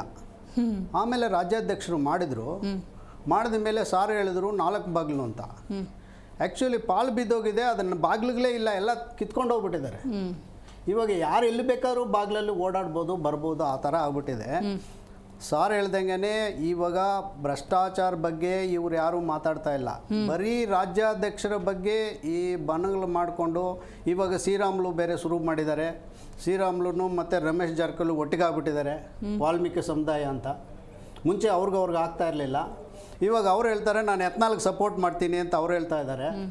ಇವರು ಬಚ್ಚ ಅಂತ ಮುಂಚೆನೇ ಹೇಳಿದ್ದಾರೆ ರಮೇಶ್ ಜಾರಕಿಹೊಳಿ, ಇವತ್ತಲ್ಲ. ಇವತ್ತು ಸುಧಾಕರ್ ಅವ್ರು ಹೇಳ್ಬೋದು. ಸುಧಾಕರ್ ಅವರು ಕಾಂಗ್ರೆಸ್ನವರೇ, ರಮೇಶ್ ಜಾರಕಿಹೊಳಿನೂ ಕಾಂಗ್ರೆಸ್ನವರೇ. ಇವರು ಯಾವತ್ತು ಆ ದಿವಸಗಳಲ್ಲಿ 17 ಜನಗಳಿಗೆ ದುಡ್ಡು ಕೊಟ್ಟು ಆಶ್ವಾಸನೆ ಕೊಟ್ಟು, ಇಲ್ಲ ಕೊಟ್ಟರೋ ಇಲ್ವೋ ಯಾವುದೋ ಒಂದು ಆಶ್ವಾಸನೆ ಮೇಲೆ ತಂದು ಮಿನಿಸ್ಟ್ರಿಗಳು ಮಾಡಿ ಆವತ್ತು ತಪ್ಪು ಮಾಡಿದರು. ಅದನ್ನು ಇವತ್ತು ಅನುಭವಿಸ್ತಾ ಇದ್ದಾರೆ. ಅವ್ರೇನು ಸಾಮಾನ್ಯ ಜನಗಳಲ್ಲ. ಎಸ್ ಟಿ ಸೋಮಶೇಖರ್ ಇರ್ಬೋದು, ಎಲ್ಲರ ಮುನ್ರತ್ನ ಇರ್ಬೋದು, ಎಲ್ಲ ಇದನ್ನೆಲ್ಲ ಯಾರು ಹೊಣೆ? ಇದಕ್ಕೆ ಬಿ ಜೆ ಪಿನವರೇ ಹೊಣೆ. ಆವತ್ತು ಬಿ ಜೆ ಪಿನವ್ರಿಗೆ ಅಷ್ಟು ಮೆಜಾರಿಟಿ ಕೊಡದೇ ಇದ್ದರೂ ಒಂದು ಲೆಕ್ಕಕ್ಕೆ MLAಗಳನ್ನ ಆರಿಸಿ ಬಂದಿದ್ದರು. ಯಾತಕ್ಕೋಸ್ಕರ ಜನರು ಆಯ್ಕೆ ಮಾಡಿದ್ರು? ಒಂದು ಅನುಕಂಪ ಇತ್ತು ಯಾರ ಮೇಲೆ? ನಮ್ಮ ಯಡಿಯೂರಪ್ಪ ಮೇಲೆ. ಯಾಕಂದರೆ JDSನವರು ಆವತ್ತು ಅವ್ರಿಗೆ 2020 ತಪ್ಪಿಬಿಟ್ರು, ಇದು ಮೋಸ ಮಾಡಿದ್ದಾರೆ ಅಂತ ಅಂದ್ಬಿಟ್ಟು ಬಂದರು. ಅದು ಬಿಟ್ಟರೆ BJPಗೆ ಇವತ್ತು ಕರ್ನಾಟಕದಲ್ಲಿ ಮನಸ್ಪೂರ್ವಕವಾಗಿ ಯಾರು ಓಟುಗಳು ಕೊಟ್ಬಿಟ್ಟು ಅವ್ರನ್ನ ಗೆಲ್ಸಿಲ್ಲ. ಬಟ್ ಇವ್ರು ಮಾಡ್ತಾ ಇರೋದು ನೋಡಿದ್ರೆ ಅಂದರೆ, ಇವತ್ತು ಶಿಕ್ಷಣ ತಗೊಳ್ಳಿ, ಶಿಕ್ಷಣ ಆರೋಗ್ಯ ಇಂಪಾರ್ಟೆಂಟ್ ಅಂತೀವಿ. ಶಿಕ್ಷಣದಲ್ಲಿ ನಮ್ಮ ಸ್ಟೇಟ್ ಯಾವ ಲೆವೆಲ್ನಲ್ಲಿದೆ? BJPನವರು ಯಾರಾದರೂ ಒಬ್ಬರು ಮಾತಾಡಿದಾರಾ? 5ನೇ ಕ್ಲಾಸು 5th ಸ್ಟ್ಯಾಂಡರ್ಡ್ ಹುಡುಗಿ 2ನೇ ಸ್ಟ್ಯಾಂಡರ್ಡು ಬುಕ್ ಓದ್ತಾ ಇಲ್ಲ. 8ನೇ ಕ್ಲಾಸ್ ಸ್ಟ್ಯಾಂಡರ್ಡು ಭಾಗಾಕಾರ ಡಿವಿಷನ್ನು ಮಲ್ಟಿಪಲ್ ಗೊತ್ತಿಲ್ಲ. ಇಂಥವರೆಲ್ಲ ನಾವು ಏನು ಶಿಕ್ಷಣ ಕೊಡ್ತಾ ಇದ್ದಾರೆ? ಅದಕ್ಕೆ ಏನಾದರೂ ಇವರು ಇದು ಮಾಡಬೇಕು. ಇಲ್ಲ ಬಾಣಂತಿಯರು ಸಾವಿರಬಹುದು ಹಗರಣಗಳು ಬೇರೆ ಸ್ಟೇಟ್ನಿಂದ ಬರ್ತಾ ಇದ್ದಾರೆ, ಇಲ್ಲಿ ಏನು ಕಳ್ತನ ಮಾಡ್ತಾ ಇದ್ದಾರೆ, ಓಡೋಗ್ತಾ ಇದ್ದಾರೆ, ಲಾಂಡ್ರು ಸತ್ತೋಗಿದೆ. ಯಾಕಂದರೆ ಯಾರು ಮಾತಾಡೋರೇ ಇಲ್ಲ. ಇವರು ಮಾಡಿದ್ದೆ ಇವತ್ತು ಹೋಮ್ ಮಿನಿಸ್ಟರ್ ಇರ್ಬೋದು, ಅವ್ರನ್ನ ಯಾರು ಮಾತಾಡ್ಸೋರೇ ಇಲ್ಲ. ಅವ್ರು ಯಾವುದಕ್ಕೂ ಕೇರ್ ಮಾಡ್ತಾ ಇಲ್ಲ. ಆಯಿತು ನೋಡ್ತೀವಿ ಅದು ಇದು ಅಂತ ಇದ್ದಾರೆ. ಇವರು ಮೂಢ ಹಗರಣ ಬಿಟ್ಟರೆ, ವಾಲ್ಮೀಕಿ ಹಗರಣ ಬಿಟ್ಟರೆ ಏನು ಮಾಡಿದ್ದಾರೆ? ಅದು ಕಾನೂನು ಪ್ರಕಾರ ವಿಶ್ಲೇಷಣೆ ಅವರು ಹೇಳ್ದಂಗೆ ಅದ್ರ ಪಾಡಿಗೆ ಅದಾಗ್ತದೆ. ನೀವು ಜನಗಳಿಗೋಸ್ಕರ ಏನು ಮಾಡಿದ್ದಾರೆ ಹೇಳಿ? ಅವ್ರು ಹೇಳಿದ್ರು ಭ್ರಷ್ಟಾಚಾರ ಅಂತ. ಇವತ್ತು BBMPನಲ್ಲಿ ನೀವೇ ನೋಡಿದ್ದೀರಾ, ಯಾರೋ ಅವರು ಅಡುಗೆ ಮಾಡ್ತಾ ಇದ್ದಾರೆ, ಅಯ್ಯಮ್ಮ ಅವ್ರ ಮಗ ಲಾಗಿನ್ನು ಲಾಗೌಟ್ ಎಲ್ಲ ಗೊತ್ತು, ಅವ್ನು ಕೆಲಸ ಮಾಡ್ತಾ ಇದ್ದಾನೆ. 10,000 ಕೊಟ್ಬಿಟ್ಟು ಬೇರೆ ಹುಡುಗಿನ ಇಟ್ಕೊಂಡಿದ್ದಾರೆ. ಹೋದ್ರೆ ಅಲ್ಲಿ ಅಟೆಂಡೆನ್ಸ್ ಇಲ್ಲ ರಿಜಿಸ್ಟ್ರು. ಅಂದರೆ ಇಂಥ ಸ್ಥಿತಿಗೆ ಒಂದು ಇದು ಏನೋ ಅಡ್ಮಿನಿಸ್ಟ್ರೇಟಿವ್ ಬಂದಿದಂದ್ರೆ ಇದಕ್ಕೆಲ್ಲ ಕಾರಣ ಯಾರು? ವಿರೋಧ ಪಕ್ಷದವರು. ಅದೇ ಅಲ್ಲದೆ ಮತ್ತೆ ನೋಡಿ ಇನ್ನೊಂದು, ಇವರು ನಮ್ಮ ಕ್ಲಿನಿಕ್ ಒಂದು ಮಾಡಿದ್ರು BJPನವರು. ನಮ್ಮ ಕ್ಲಿನಿಕ್ ಒಂದು ಮಾಡಿಬಿಟ್ಟು ಅದರಲ್ಲಿ ಭ್ರಷ್ಟಾಚಾರಗಳು ಶುರುವಾಗಿದೆ. 3,500 ಕೋಟಿ ಭ್ರಷ್ಟಾಚಾರ ಇದೆ ಅಂತಾರೆ. ಪರ್ ಪೇಷಂಟು 1,800 ರೂಪಾಯಿ ಇವರು ಮಾಡಿದ್ದಾರೆ ಏನೋ ಗೌರ್ಮೆಂಟ್ನಿಂದ. ಅದೇ ಡೆಲ್ಲಿನಲ್ಲಿ ತೊಗೊಂಡ್ರೆ 101 ರೂಪಾಯಿ. 1,800 ರೂಪಾಯಿ ಏನಕ್ಕಾಗ್ತದೆ? ಅಲ್ಲ, ನಾನು ಪ್ರಾಕ್ಟಿಕಲಿ ನೋಡಿದ್ರೆ ಅಂದರೆ ಇಲ್ಲಿ BJPನವರು ಹಗರಣಗಳಲ್ಲಿ ಮುಳುಗೋಗಿದ್ದಾರೆ, ಕಾಂಗ್ರೆಸ್ನವರು ಮುಳುಗೋಗಿದ್ದಾರೆ. ಇವ್ರೇನಂದ್ರೆ ಅವರವರೇ ಇದು ಏನೋ ಜಗಳಗಳಾಡ್ಕೊಂಡು ಜನರಿಗೆ ತುಂಬ ತೊಂದರೆ ಆಗ್ತಾ ಇದೆ. ಜನರು ಏನು ಮಾಡ್ತಾ ಇಲ್ಲ ಅವ್ರಿಗೆ. ಇವರು ಇವತ್ತು ಸರಿಪಡಿಸದೇ ಇದ್ರೆ ಇನ್ನು BJP ತಲೆ ಎತ್ತಲ್ಲ, ನನಗೆ ಗೊತ್ತಿದ್ದಂಗೆ. ರೈಟ್. ಕಾಂಗ್ರೆಸ್ ವಕ್ತಾರರು ಹೇಳಬೇಕು. ಕಾಂಗ್ರೆಸ್ ವಕ್ತಾರರಾಗ ಒಂದು 5 ನಿಮಿಷ ಪಕ್ಕಕ್ಕಿಡೋಣ ದರ್ಶನ್ ಅವರೇ.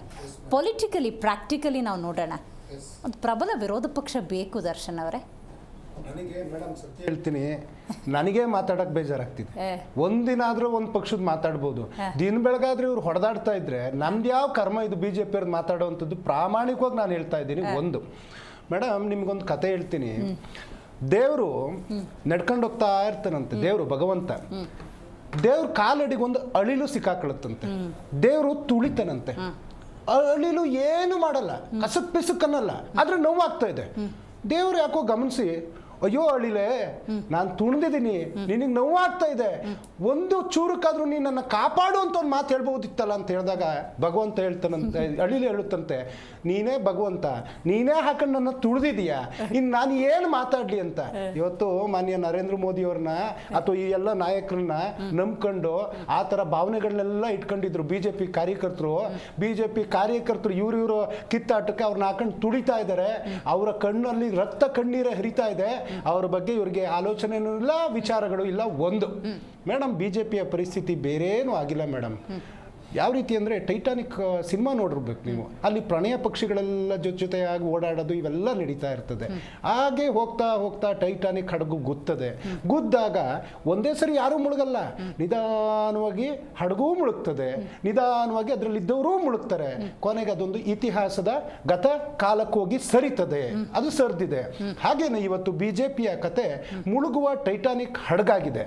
ಒಬ್ರು ಇಬ್ರು ಇರೋ ಬರೋರೆಲ್ಲ ದಿನ ಬೆಳಗಾದ್ರೆ ಫೈಟಿಂಗ್ ಮಾಡ್ತಾ ಕೂತ್ಕೊಂಡ್ರೆ ಏನ್ ಹೆಸರುಗಳು. ನಾವು MP ಚುನಾವಣೆ ಆಗ್ಬೇಕಾದ್ರೆ ಇದೇ ರೀತಿ ಗುಂಪುಗಾರಿಕೆಗಳು, ಹೊಡೆದಾಟಗಳನ್ನ ನಾವು ನೋಡ್ತಾ ಇದ್ವಿ. ಅವ್ರವ್ರ ನಾಯಕರ ಮೇಲೆ, ಈಶ್ವರಪ್ಪನವರು, BC ಪಾಟೀಲ್ ಅವರು, ಇನ್ನು ಅರವಿಂದ್ ಲಿಂಬಾವಳಿ ಅವರು, ನಿರಾಣಿ ಅವರು, ಸುಮಾರು ಗಲಾಟೆಗಳು. ಆದರೆ ಅದು ಮುಗಿತು. ಇವಾಗ ಅವ್ರು ವಿರೋಧ ಪಕ್ಷದಲ್ಲಿದ್ದು ಒಂದು ಘನತೆ, ಗತ್ತು, ಗಾಂಭೀರ್ಯತೆ, ಗೌರವ ಇಟ್ಕೊಂಡು ಈ ರಾಜ್ಯದಲ್ಲಿ ಆಳೋ ಸರ್ಕಾರವನ್ನ ಎಚ್ಚರಿಸುವಂತ ಕೆಲಸ ಮಾಡಬೇಕು. ಈ ಜೀವನ ಹೆಂಗಿದೆ ಗೊತ್ತಾ ಮೇಡಮ್, ಇದು ಚೆಸ್ ಆಟ ಇದ್ದಂಗೆ. ಅವರು ಎದುರುಗಡೆ ಇದ್ದವರು ನಮಗೆ ಚೆಕ್ಮೇಟ್ ಕೊಡ್ತಾ ಇರಬೇಕಾಗುತ್ತೆ. ಚೆಕ್, ಇದು ನಿಮ್ಮ ಸಮಸ್ಯೆ ಚೆಕ್ ಅಂತ ನಾವು ಅಲ್ಲಿಂದ ಕರೆಕ್ಟ್ ಮಾಡ್ಕೊಬೇಕಾಗುತ್ತೆ. ಆದ್ರೆ ಈ ಚೆಸ್ ಆಟ ಹೆಂಗಾಗಿದೆ ಅಂದ್ರೆ ಅವರವರೇ ಹೊಡೆದಾಡ್ಕೊಳ್ಳೋದು. ಅವರ ಕುದುರೆನ ಅವ್ರ ಕುದುರೆನೇ ಹೊಡೆದಾಡ್ಕೊಳ್ಳೋದು. ಬ್ಲಾಕ್ ಕಲರ್ಗೆ ಆನೆಗೆ ಹೊಡ್ಕೊಳ್ಳೋದು, ಮಂತ್ರಿ ರಾಜನ್ನೇ ಹೊಡ್ಕೊಳ್ಳೋದು. ಈ ಪರಿಸ್ಥಿತಿನಲ್ಲಿ BJP ಚದುರಂಗದ ಆಟದಲ್ಲಿ ನಿಂತಿರ್ತಕ್ಕಂಥದ್ದು. ಜೊತೆಗೆ ಯಾರೇ ಆಗಲಿ ಮೇಡಮ್, ವಾಟ್ ಎವರ್, ಈಗ ವಿಜೇಂದ್ರ ಅವರು ಆ ಪಕ್ಷದ ಅಧ್ಯಕ್ಷ ಅಂದ್ರೆ is the captain of that ship. ಚಿಲಿ ಒಂದು ಪಕ್ಷ ಅಂತ ಬಂದಾಗ ಆ ಸ್ಥಾನಕ್ಕೊಂದು ದಟ್ ಈಸ್ ಸೆಕೆಂಡ್ರಿ. ಆ ಪಕ್ಷದ ಅಧ್ಯಕ್ಷರು ಅಂದ್ರೆ ಅಲ್ಲೊಂದು ಕಾಶನ್ ಇರುತ್ತೆ, ಆ ಒಂದು ಹುದ್ದೆಗೊಂದು ಘನತೆ ಇರುತ್ತೆ, ಚೇರಿಗೊಂದು ಗೌರವ ಇರುತ್ತೆ, ವಾಟ್ ಎವರ್. ಆದ್ರೆ ಆಯ್ತು, ಈಗ ಸುಧಾಕರ್ ಅವರು ಮಾತಾಡ್ತಾ ಇದ್ದಾರೆ, ನಾನು ಪಕ್ಷ ಕಟ್ಟಿಲ್ವಾ, ನಾನು ಬೆಳೆಸಿಲ್ವಾ. ಯಾವ ಕಾಕಿ ಚಡ್ಡಿ ಹಾಕೊಂಡು ಕೈಲೊಂದು ಕೋಲ್ ಇಟ್ಕೊಂಡು ಮೇಲ್ಗಡೆ ಒಂದು ಕಪ್ ಕಲರ್ ಟೋಪಿ ಹಾಕೊಂಡು ಅದೆಂಥದ್ದು ವೇಷ ಹಾಕ್ತಾರಲ್ಲ, ಏನೋ ಅಂತಾರೆ, ನನಗೆ ಗೊತ್ತಿಲ್ಲ. ಆ ಥರ ಎಲ್ಲ ಮಾಡಿದ್ರೋ ಗೊತ್ತಿಲ್ಲ ಯಾವ ಕಾಲದಿಂದ. ಇನ್ನು ರಮೇಶ್ ಜಾರಕಿಹೊಳಿ ಅವರು ಅವ್ರು ಯಾವಾಗ ಆ ರೀತಿ ಕಾಕಿ ಚಡ್ಡಿ ಹಾಕೊಂಡಿದ್ರೋ ಗೊತ್ತಿಲ್ಲ. ಇನ್ನು ಬೇರೆಯವರೆಲ್ಲ ಹೆಸರುಗಳನ್ನ ಹೇಳೋದಕ್ಕೂ ಅಲ್ಲ, ಪಟ್ಟಿ. ಆಮೇಲೆ ಬಹಳ ಮುಖ್ಯವಾಗಿ JDSನವ್ರು ಅವಾಗವಾಗ ಕೆಲವು ವಿಚಾರಗಳನ್ನ ಹೇಳ್ತಾರೆ, ಏನು ಅವತ್ತು ಸರ್ಕಾರ ಬೀಳೋದಕ್ಕೆ ಅವರು ಮರ್ತಿದ್ದಾರೆ. ಅವತ್ತಿನ ದಿನ ಅವರಲ್ಲೂ 3 ಜನ ಹೋಗಿದ್ರು. ನಾರಾಯಣಗೌಡರಾಗಿರ್ಬೋದು, ಅಖಂಡ ಶ್ರೀನಿವಾಸ್ ಅವರಾಗಿರ್ಬೋದು, ಅಥವಾ ವಿಶ್ವನಾಥ್ ಅವರಾಗಿರ್ಬೋದು, ಅವರು 3 ಜನ ಹೋಗಿದ್ರು. ಒಂದು ನಿಮಿಷ, ಇವತ್ತು ಹೆಚ್ಚಿನದಾಗಿ ಈ ಚರ್ಚೆಗಳನ್ನ ಮಾಡ್ತಾ ಇರ್ತಕ್ಕಂಥವ್ರು ಅನ್ಯ ಪಕ್ಷದಿಂದ ಆ ಪಕ್ಷಕ್ಕೆ ಹೋದವ್ರೆ ಹೆಚ್ಚಿನವರು. ಆಮೇಲೆ ಅವರೇನೋ ಪಕ್ಷವನ್ನು ತಮ್ಮ ಹೆಗ್ಲ ಮೇಲೆ ಹೊತ್ತಿರೋರ್ ತರ. ನಾನು ಅವತ್ತು ಒಂದು ಮಾತು ಹೇಳಿದ್ದೆ, ಸೆಷನ್ ಅವತ್ತೇ ಹೇಳಿದ್ರು DK ಶಿವಕುಮಾರ್ ಸಾಹೇಬ್ರು, ನಾವು ನಿಮ್ಮ ಪಲ್ಲಂಗವನ್ನು ಹೊರ್ತೀವಿ, ಪಲ್ಲಕ್ಕಿಯನ್ನು ಹೊರ್ತೀವಿ, ಆದ್ರೆ ನಿಮ್ಮ ಹೆಣಗಳ ಹೊರುವಂತ ಪರಿಸ್ಥಿತಿಯನ್ನ ನಾವು ಕಾಣಬೇಕಾಗುತ್ತಲ್ಲ ಅಂತ ಭವಿಷ್ಯತ್ ನುಡಿದಿದ್ರು. ಇವತ್ತು BJPಯ ಈ ಪರಿಸ್ಥಿತಿ.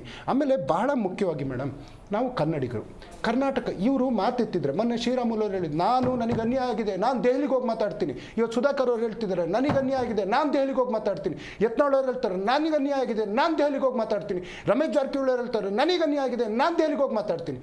ಕರ್ನಾಟಕಕ್ಕೆ ಆಗ್ತಾ ಇರ್ತಕ್ಕಂಥ ಅನ್ಯಾಯದ ಬಗ್ಗೆ ಒಂದು ದಿನ ಆದರೂ ಇವರು ಯಾವ್ದಾದ್ರು ಕಿಂಚಿತ್ತಾದರೂ ಯೋಚನೆ ಮಾಡಿದ್ದಾರೆ ಮೇಡಮ್? ಕರ್ನಾಟಕಕ್ಕೆ ತೆರಿಗೆ ಬರಲಿಲ್ಲ, ಬಜೆಟಲ್ಲಿ ಹಣ ಬರಲಿಲ್ಲ, ಹಳೆ ಬಜೆಟಲ್ಲಿ ಘೋಷಣೆ ಆಗಿದ್ದು ಯಾವ ಯೋಜನೆಗಳು ಕರ್ನಾಟಕಕ್ಕೆ ಬಂದಿಲ್ಲ. ಹೊಸ ಯೋಜನೆಗಳಿಗೆ ನಾವು ಅನೇಕ ರೈಲ್ವೆಗಾಗಿರ್ಬೋದು, ವರ್ತುಲ ರಸ್ತೆಗಳಿಗಾಗಿರ್ಬೋದು, ಅನೇಕ ನಾವು ಕೇಳಿದ್ದೀವಿ. ಈಗ ಸುರಂಗ ಮಾರ್ಗದ ವಿಚಾರನೂ ಆಗಿರ್ಬೋದು, ಎಲ್ಲ ವಿಚಾರನೂ ಇವರು ಬದಿಗಿಟ್ಟು ಸ್ವಹಿತ, ಸ್ವಪ್ರತಿಷ್ಠೆ, ತಾವೇನೋ ಬೀಳದಂತೆ ಮೀಸೆ ಮಣ್ಣಾಗಿಲ್ಲ ಅಂತ ತೋರಿಸ್ಕೊಳ್ಳುವಂತ ರೀತಿ ನಡೀತಾ ಇದೆ.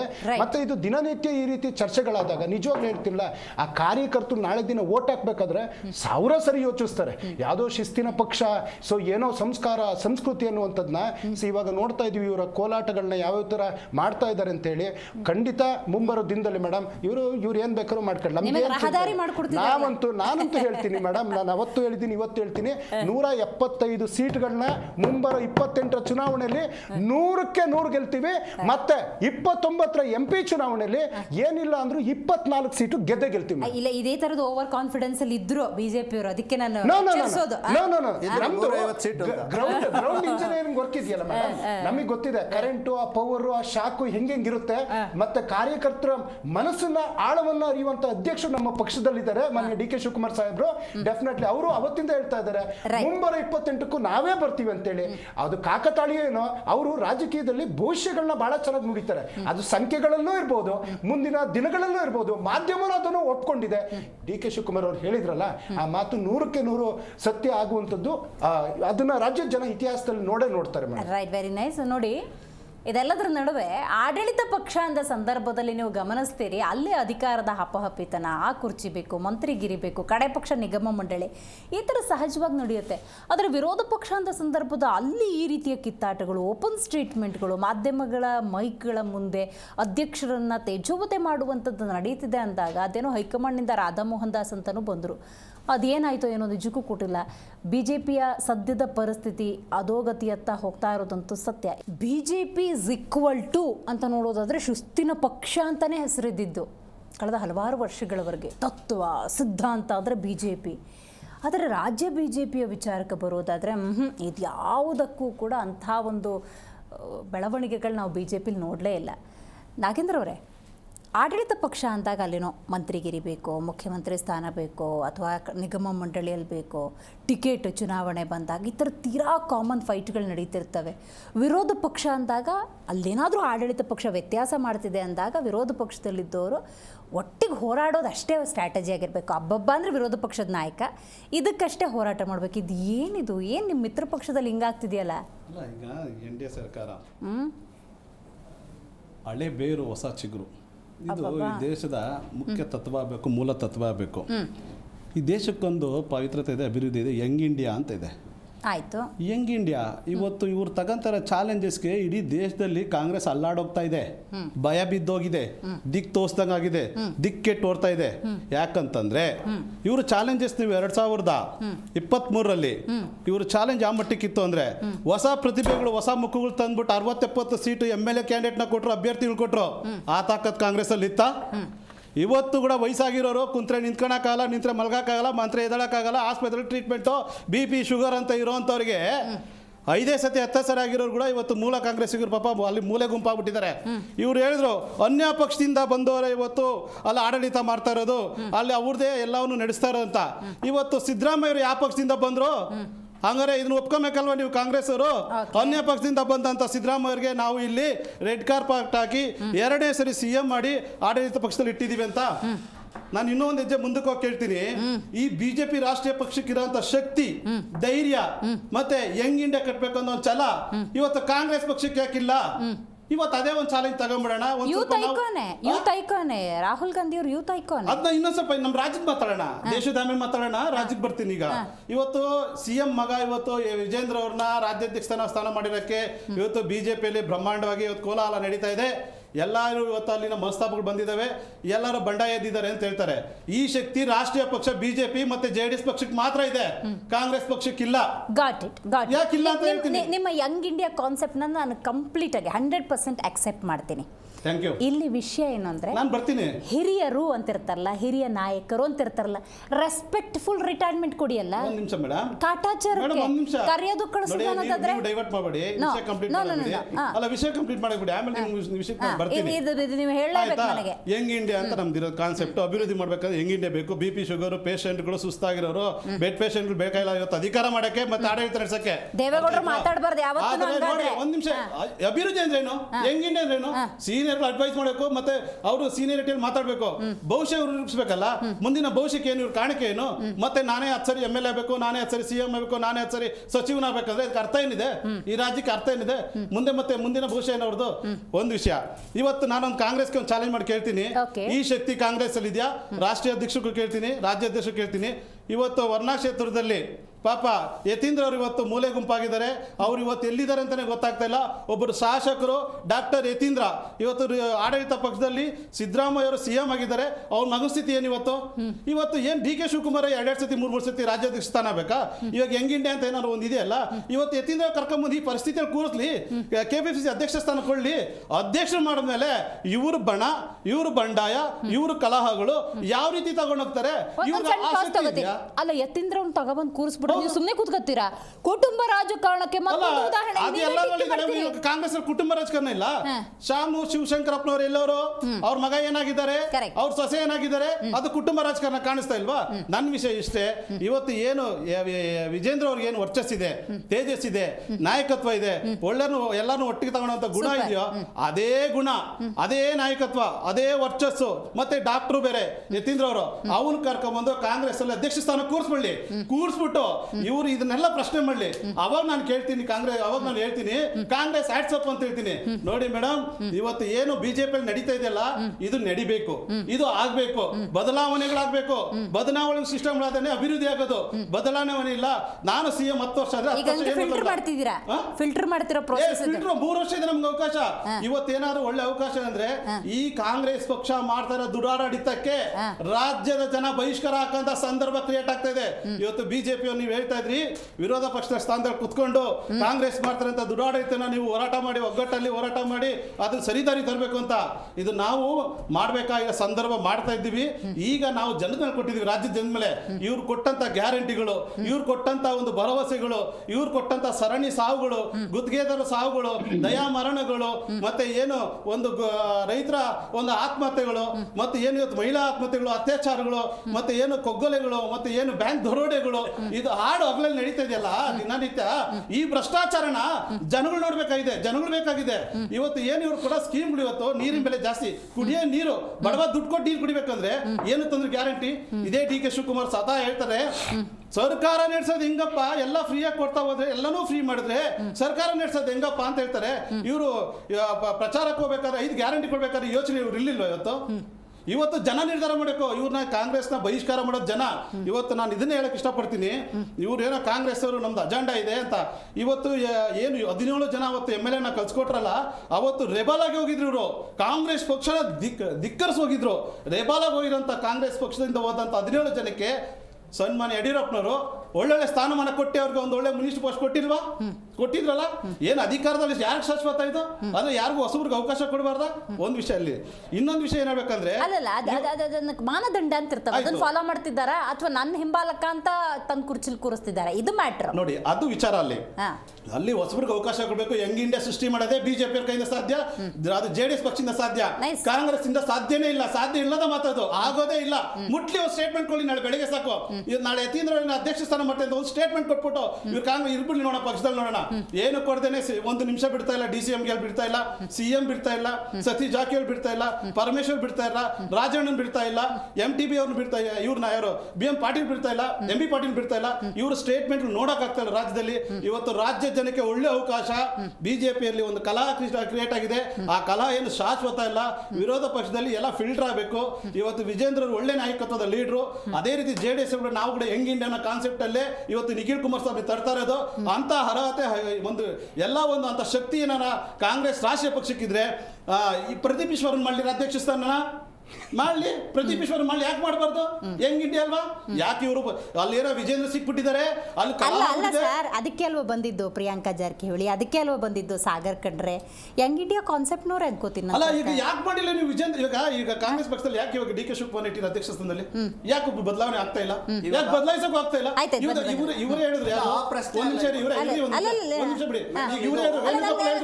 ವೇಣುಗೋಪಾಲ್ ಹೇಳಿದ್ರು MP ಎಲೆಕ್ಷನ್ ಆದ್ಮೇಲೆ ನಾವು ಅಧ್ಯಕ್ಷ ಸ್ಥಾನ ಚೇಂಜ್ ಮಾಡ್ತೀವಿ ಅಂತ. ಇವತ್ತು ಮಾಡಕ್ಕಾಗ್ತಾ ಇದೆಯಾ? ಧೈರ್ಯ ಇದೆಯಾ?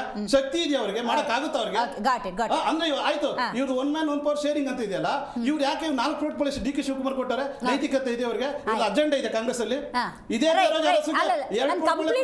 ನೀವು ಹೇಳದ್ ನನ್ಗೆ ಯಾವ್ದು ಚಕಾರನೇ ಆಯ್ತು. ಪಕ್ಷದ ವೇದಿಕೆಯಲ್ಲಿ ಚರ್ಚೆ ಮಾಡಿ ಅದನ್ನ ನಾವು ಹೇಳ್ತಾ ಇದ್ದಲ್ಲ. ಇದು ಒಂದು ಪಕ್ಷದ ವೇದಿಕೆ ಮಾಹಿತಿ ಹೋಗ್ತಾ ಇದ್ದಲ್ಲ ಜನಕ್ಕೆ. ನೋಡಿ ಮೇಡಮ್, ಒಂದ್ ಕಾಂಗ್ರೆಸ್ಗೆ ಯಾವುದೇ ಶಕ್ತಿ ಇಲ್ಲ. ಇವತ್ತು ಬಹಿಷ್ಕಾರ ಆಗಿದೆ, ಅಭಿವೃದ್ಧಿಗಳೆಲ್ಲ ಶೂನ್ಯ ಆಗಿದ್ದಾವೆ. ಇವತ್ತು ಶಾಸಕರು ಮೊನ್ನೆ ಗೋವಾಕ್ಕೆ ಹೋಗ್ತಾ ಇದ್ರು, ಇವತ್ತು ವಿದೇಶಕ್ಕೆ ಹೋಗ್ತಾ ಇದ್ದಾರೆ. ಗೋವಾಕ್ಕೆ ಹೋದ್ರೆ ಬಂದ್ರೆ ಫೋಟೋ ಕಳಿಸ್ತಾರೆ, ವಿದೇಶಕ್ಕೆ ಹೋಗಿ ಚರ್ಚೆಗಳು ಮಾಡ್ತಾ ಇದ್ದಾರೆ. ಇವತ್ತು 4 ಜನ ಶಾಸಕರು ಸೇರ್ತಾ ಇಲ್ಲ ಅಲ್ಲಿ. ಒಂದೆರಡೆರಡು ಕ್ವಶನ್ ಇದೆ. ಈಗ ನೋಡಿ, ಯತ್ನಾಳೂರು ಆ ಮಟ್ಟಕ್ಕೆ ಮಾತಾಡ್ತಾರೆ ಅಂದರೆ BJPಯವರೇ ಹಲವು ನಾಯಕರು ಮಾತಾಡ್ತಾ ಇದ್ರು. ನೋಡು, ಹೈಕಮಾಂಡ್ ಕೃಪಾ ಕಟಾಕ್ಷದಿಂದ ಎಷ್ಟೆಲ್ಲ ಮಾತಾಡ್ತಾರೆ, ಇವ್ರಿಗೊಂದು ಬ್ರೇಕ್ ಹಾಕೋಕ್ಕಾಗಲ್ಲ, ಹೈಕಮಾಂಡ್ ಅವರೇ ಸೈಲೆಂಟ್ ಆಗಿದ್ದಾರೆ ಅಂತ. ವಿಜೇಂದ್ರ ಅವರು ಬಿಗ್ ಡಿಸಿಷನ್ಗಳನ್ನು ತಗೋತಿದ್ದಾರೆ ಅಂದರೆ ಯಾವ ಕೃಪಾ ಕಟಾಕ್ಷ? ಮೇಡಮ್, ಅವರು ಒಂದು ರಾಜ್ಯದ ಅಧ್ಯಕ್ಷರು. ಇವತ್ತು ಯತ್ನಾಳ್ ಹಿರಿಯ ನಾಯಕರು. ಅವರು ಈ ಎಲ್ಲಾ ಮಾತುಗಳು ಬಂದಾಗೆ ಒಬ್ಬ ಯಂಗ್ ಇಂಡಿಯಾ ಒಬ್ಬ ಯಂಗ್ ಸ್ಟಾರ್ ಆಗ್ಬೇಕು, ಒಬ್ಬ ಯಂಗ್ ನಾಯಕ ಆಗ್ಬೇಕಾದಾಗ, ಸರಿ ತಪ್ಪುಗಳನ್ನ ತೂಬೇಕಾದಾಗ ಹಿರಿಯರು ಬೇಕೇ ಬೇಕು, ತಪ್ಪುಗಳನ್ನ ತಿದ್ದಬೇಕು. ಹಿರಿಯ ನಾಯಕರು ಅವರು.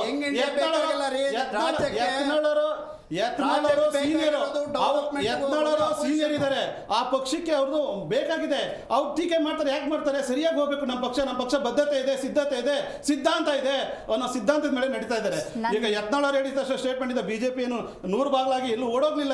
ಯಾವ್ದು ಪಕ್ಷ ಬಂದು ನಾಳೆ ಕಾಂಗ್ರೆಸ್ ಬರ್ತಾರ, ಇಲ್ಲ APP ಏನು ಬಂದಾರ, ಸ್ಟೇಟ್ಮೆಂಟ್ ಕೊಟ್ಟಾರ. ಕಲಾಗಳು ಸರೋಗುತ್ತೆ. ಆಡಳಿತ ಪಕ್ಷದಲ್ಲಿರೋ ಸಮಸ್ಯೆಗಳೇನಿರುತ್ತೋ ಇದೇ ಇವ್ರು ಮಾಡಿದ್ರಲ್ಲ ಕಾಂಗ್ರೆಸ್. ಸುನೀಲ್ ಕುಮಾರ್ ಉಳಿಸ್ಕೋಬೇಕು ಬಿಜೆಪಿ ಅವರು. ಜನಪರಿ ಮೇಲೆ ಜನ ನೋಡಿ, ಬಿಡತ್ತಲ್ಲ. ಸುಧಾಕರ್ ಗರೀಬ್ ಅವರು ಹಠಾವ್ ಅಂತ MP, ತಂದು ಇವತ್ತು ಅವ್ರು ರಾಜೀನಾಮೆ ಹಸಿವಿಂದ ಅಂತ ಸಾಯ ಮಾತಾಡ್ತಿದ್ದಾರೆ. ಮಾಡಿದ್ದಾರೆ. ಈ ಕಾಂಗ್ರೆಸ್ ಗರೀಬ್ ಹಠಾವ್ ಅಂತ ಸಿದ್ಧಾಂತಗಳು ಬಂದವರು ಜನಗಳು ಹಸಿವಿಂದ ಸಾಯ್ತಾ ಇದ್ದಾರೆ, ಜೀವಂತವಾಗಿ ಹಸಿವಾಗಿ ಸಾಯ್ತಾ ಇದ್ದಾರೆ. ಒಂದು ಎರಡನೇ ನಾನು ಹೇಳ್ಬೇಕಾದ್ರೆ ಕಾಂಗ್ರೆಸ್ಗೆ ಹೋಗಿರೋ ಒಂದು ಮಹನೀಯರ ಕಥೆಗಳು ಇವತ್ತು ಏನು ಹೆಲಿಕಾಪ್ಟರ್ ಹೋಗ್ಬಿಟ್ರು ಸೌದಿ ಲಕ್ಷ್ಮಣ್ ಸೌದಿ ಅವ್ರು ಕರ್ಕೊಂಬರಕ ವೆಲ್ಕಮ್ ಮಾಡಕ ರೆಡ್ ಕಾರ್ಪೆಟ್ ಹಾಕಕ ಕರ್ಕೊಂಬಂದ್ ಲಕ್ಷ್ಮಣ್ ಸೌದಿ ಏನ್ ಸ್ಥಾನದಲ್ಲಿ ಇದ್ರು ಅವತ್ತು? DCM ಸ್ಥಾನದಲ್ಲಿ ಇದ್ರು. ಇವತ್ತು ಯಾವ ಸ್ಥಾನದಲ್ಲಿ ಇದ್ದಾರೆ ಅವತ್ತು? ಏನ್ ಸ್ಟೇಟ್ಮೆಂಟ್ ಇದೆ ಇವತ್ತು? ಎಷ್ಟು ಅನುದಾನ ಕೊಟ್ಟಿದ್ದಾರೆ ಅವ್ರಿಗೆ? ಆಯ್ತು, ಇದೊಂದು ಪಾಯಿಂಟ್ ಆಯ್ತು. ಇದೇ ಜಗದೀಶ್ ಶೆಟ್ಟರ್ ಅವರು ಬಿಜೆಪಿ ಪಕ್ಷದಲ್ಲಿದ್ರು, ಅವ್ರಿಗೂ ರೆಡ್ ಕಾರ್ಪೆಟ್ ಹಾಕಿ ಏನ್ ಮೇಲಿಂದ ಮೇಲೆ ನೋಡಿ ಕರ್ಕೊಂಬಂದ್ರಲ್ಲ, ರೆಡ್ ಕಾರ್ಪೆಟ್ ಹಾಕಿ CM ಸ್ಥಾನದಲ್ಲಿ ಇದ್ದವ್ರು ಕರ್ಕೊಂಬಂದ್ಬಿಟ್ಟು ಇಲ್ಲಿ MLC ಮಾಡಿದ್ರು. ಯಾಕೆ ಅವ್ರು DCM ಮಾಡಲಿಲ್ಲ? ಯಾಕೆ ಸಚಿವರು ಮಾಡಿಲ್ಲ? ಏನ್ ಕಾಂಗ್ರೆಸ್ ಏನು ಮಹಾ ಬುದ್ಧಿವಂತ ಅನ್ಕ ಇದ್ದಾರ? ಬಿಜೆಪಿ ಅವರು JDS ಕರ್ಕೊಂಬಂದು JDS ಅವರು ನಾಳೆ ಬೆಳಗ್ಗೆ ಕಾಂಗ್ರೆಸ್ ಬರ್ತಾರೆ, ಬಿಜೆಪಿ ನಾಳೆ ಬೆಳಗ್ಗೆ ಕಾಂಗ್ರೆಸ್ ಬರ್ತಾರೆ ಅಂತ ಸ್ಟೇಟ್ಮೆಂಟ್ ಕೊಟ್ಟಾರ ನೋಡಿ. ಇವರು ಎಲ್ಲ ಕಲ್ಪನೆಗಳಲ್ಲಿ ಹೋಗ್ತಾ ಇದಾರೆ. ಇವತ್ತು ಇವ್ರಿಗೆ ಅವಕಾಶ, ಒಳ್ಳೆ ಅವಕಾಶ ಇದೆ. ಇವತ್ತು ಬಿಜೆಪಿಯಲ್ಲಿ ನಡೀತಾ ಇರೋಂಥ ಕಲಹಗಳಿಗೆ ಜನ ಬುದ್ಧಿ ಕಲಿಸ್ತಾರೆ. ಕಾಂಗ್ರೆಸ್ಗೆ ಯಾಕೆ ಕಲಿಸ್ಬೇಕಂತಂದ್ರೆ ಗ್ಯಾರಂಟಿಗಳು ಬರೀ ಪಂಚರ್ ಆಗಿದ್ದಾವೆ. 5 ಗ್ಯಾರಂಟಿ ಪಂಚರ್ ಗ್ಯಾರಂಟಿ ಆಗಿದ್ದಾವೆ, ಅಭಿವೃದ್ಧಿಗಳಿಲ್ಲ. 30 ಇಲಾಖೆಯಲ್ಲಿ 5 ಗ್ಯಾರಂಟಿ ಮೇಲೆ ಇದೆ. ಇವತ್ತು ಕುಡಿಯೋ ನೀರು ಬಡವರು ಅವ್ರು ಕಾಸು ಕೊಟ್ಟು ಕುಡಿಬೇಕಂತ ಪರಿಸ್ಥಿತಿ ಬಂದಾಗ ಬಡವರು ಹೆಂಗ್ ಬದುಕಬೇಕು? ಏನ್ ಕಾಂಗ್ರೆಸ್ ಪರಿಸ್ಥಿತಿ ಏನಂಗಾರೆ? ಯಾವ CM ಸ್ಥಾನ ಸೇರ್ ಮಾಡ್ತಾರೆ, ಯಾವ ಅಧ್ಯಕ್ಷ ಸ್ಥಾನ ಮಾಡ್ತಾರೆ, ಯಾವ 4 ಪೋರ್ಟ್ಫೋಲಿಯೋದಿಂದ 1 ಪೋರ್ಟ್ಫೋಲಿಯೋ ತರ್ತಾರೆ ಇವರು? ಚಾಲೆಂಜ್ಗಳಿಲ್ಲ ಇವ್ರಿಗೆ. ಡನ್ ನಾಗೇಂದ್ರ ಅವರೇ ಮಾತಾಡ್ತೀನಿ. ಪುರಾಣಿಕ್ ಸರ್ ನೀವು ಹೇಳಬೇಕು. ಬಹಳ ಅತ್ಯುನ್ನತವಾಗಿ ಬಿಜೆಪಿ ಕುರಿತಂತೆ ನಮ್ಮ JDS ವಕ್ತಾರ ಹೇಳಿದ್ರು. The concept is Puranik sir Young India. ತುಂಬ ಖುಷಿ ಆಗುತ್ತೆ ಸರ್ ಈ ಮಾತನ್ನು ಕೇಳಬೇಕಾದ್ರೆ. ಪ್ರಾಕ್ಟಿಕಲಿ ನೋಡೋದಾದರೆ ಹಿರಿಯರು ಅಂತ ಯಾರು ಇರ್ತಾರೆ BJP ಅವರು, ಅವರ ವಿಚಾರಧಾರೆಗಳು ಬೇಕು. ಅಟ್ ದ ಸೇಮ್ ಟೈಮ್ ಅವರಿಗೆ ರಿಟೈರ್ಮೆಂಟ್ ರೆಸ್ಪೆಕ್ಟ್ಫುಲ್ಲಾಗಿ ಕೊಡಬೇಕು. ಹಿರಿಯರು ಅಂತ ಬಾಯಿ ಮಾತಿಗೆ ಹೇಳಿ ಅವ್ರನ್ನ ಮೂಲೆ ಗುಂಪು ಮಾಡಿ ಯಂಗ್ ಇಂಡಿಯಾ ಕಾನ್ಸೆಪ್ಟಲ್ಲಿ ಯುವ ನಾಯಕರು ವಿಜೃಂಭಿಸಿದ್ರೆ ಯಾವ ಹಿರಿಯರು ಕೂಡ ಒಪ್ಕೊಳ್ಳೋದಿಲ್ಲ ಸರ್ ಈ ಮಾತನ್ನು. ನಾನೊಂದು ಎಕ್ಸಾಂಪಲ್ ತೊಗೊಳ್ಳೋದಾದರೆ DV ಸದಾನಂದ ಗೌಡರು ಅವರೇ ಚುನಾವಣೆ ಪೂರ್ವದಲ್ಲಿ ಓಪನ್ ಸ್ಟೇಟ್ಮೆಂಟ್ ಕೊಟ್ಟಿದ್ರು, ನಾನಿನ್ನು ಯಾವುದೇ ರೀತಿಯ ಚುನಾವಣೆಯಲ್ಲಿ ಸ್ಪರ್ಧೆ ಮಾಡೋದಿಲ್ಲ ಅಂಥೇಳಿ.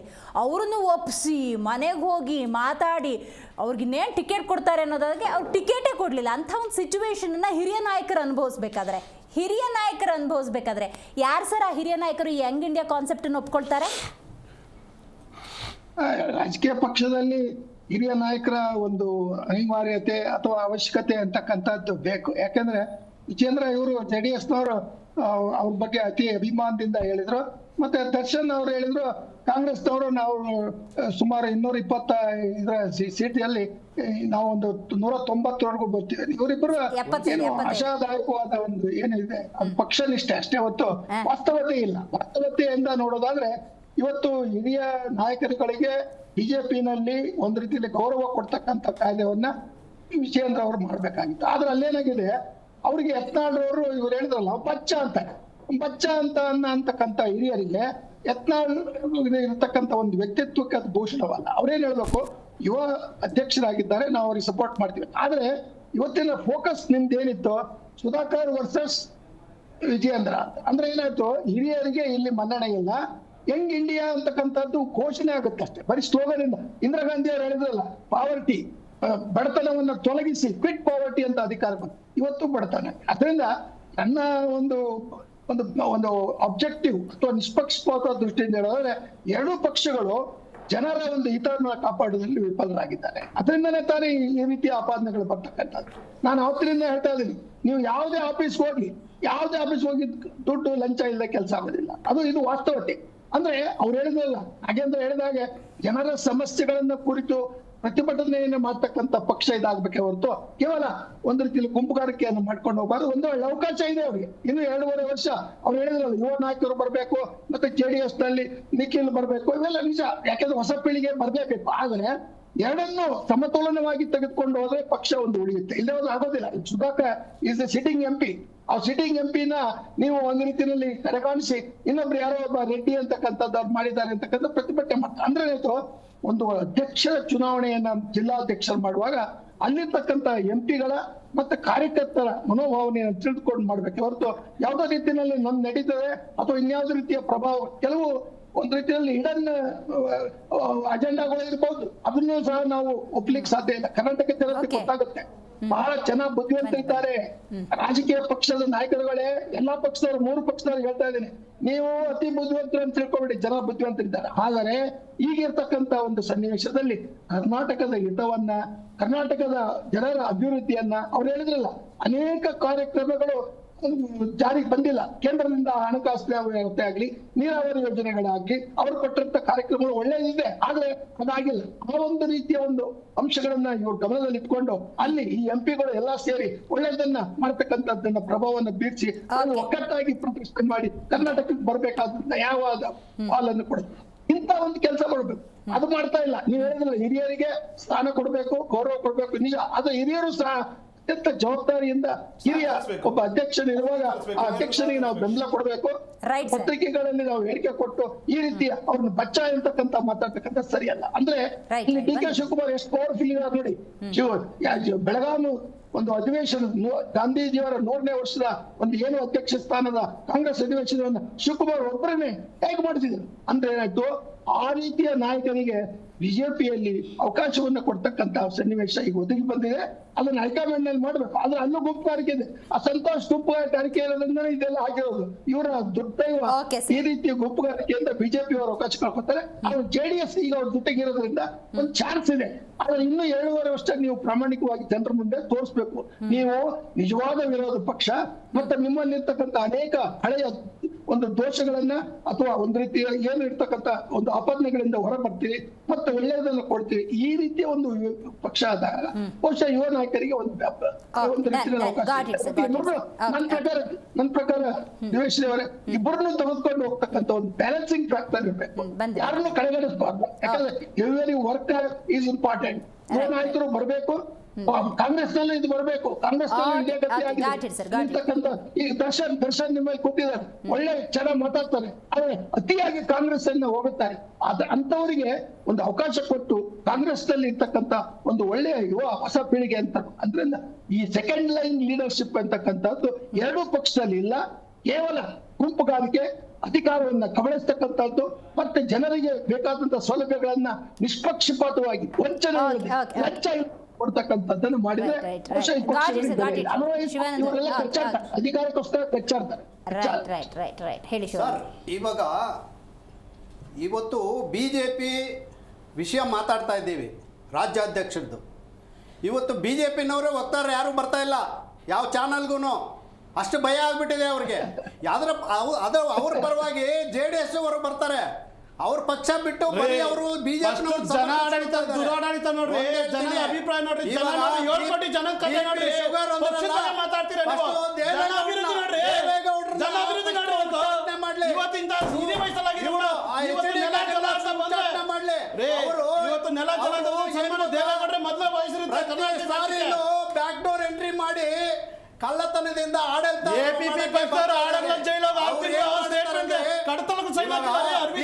ಶುಗರು ಏರ್ ಇಂಡಿಯಾ ಅಂತಾರೆ. ಮೋದಿ ಯಾರು, ಅಮಿತ್ ಶಾ ಯಾರು, ಅಲ್ಲಿ 90 ವರ್ಷ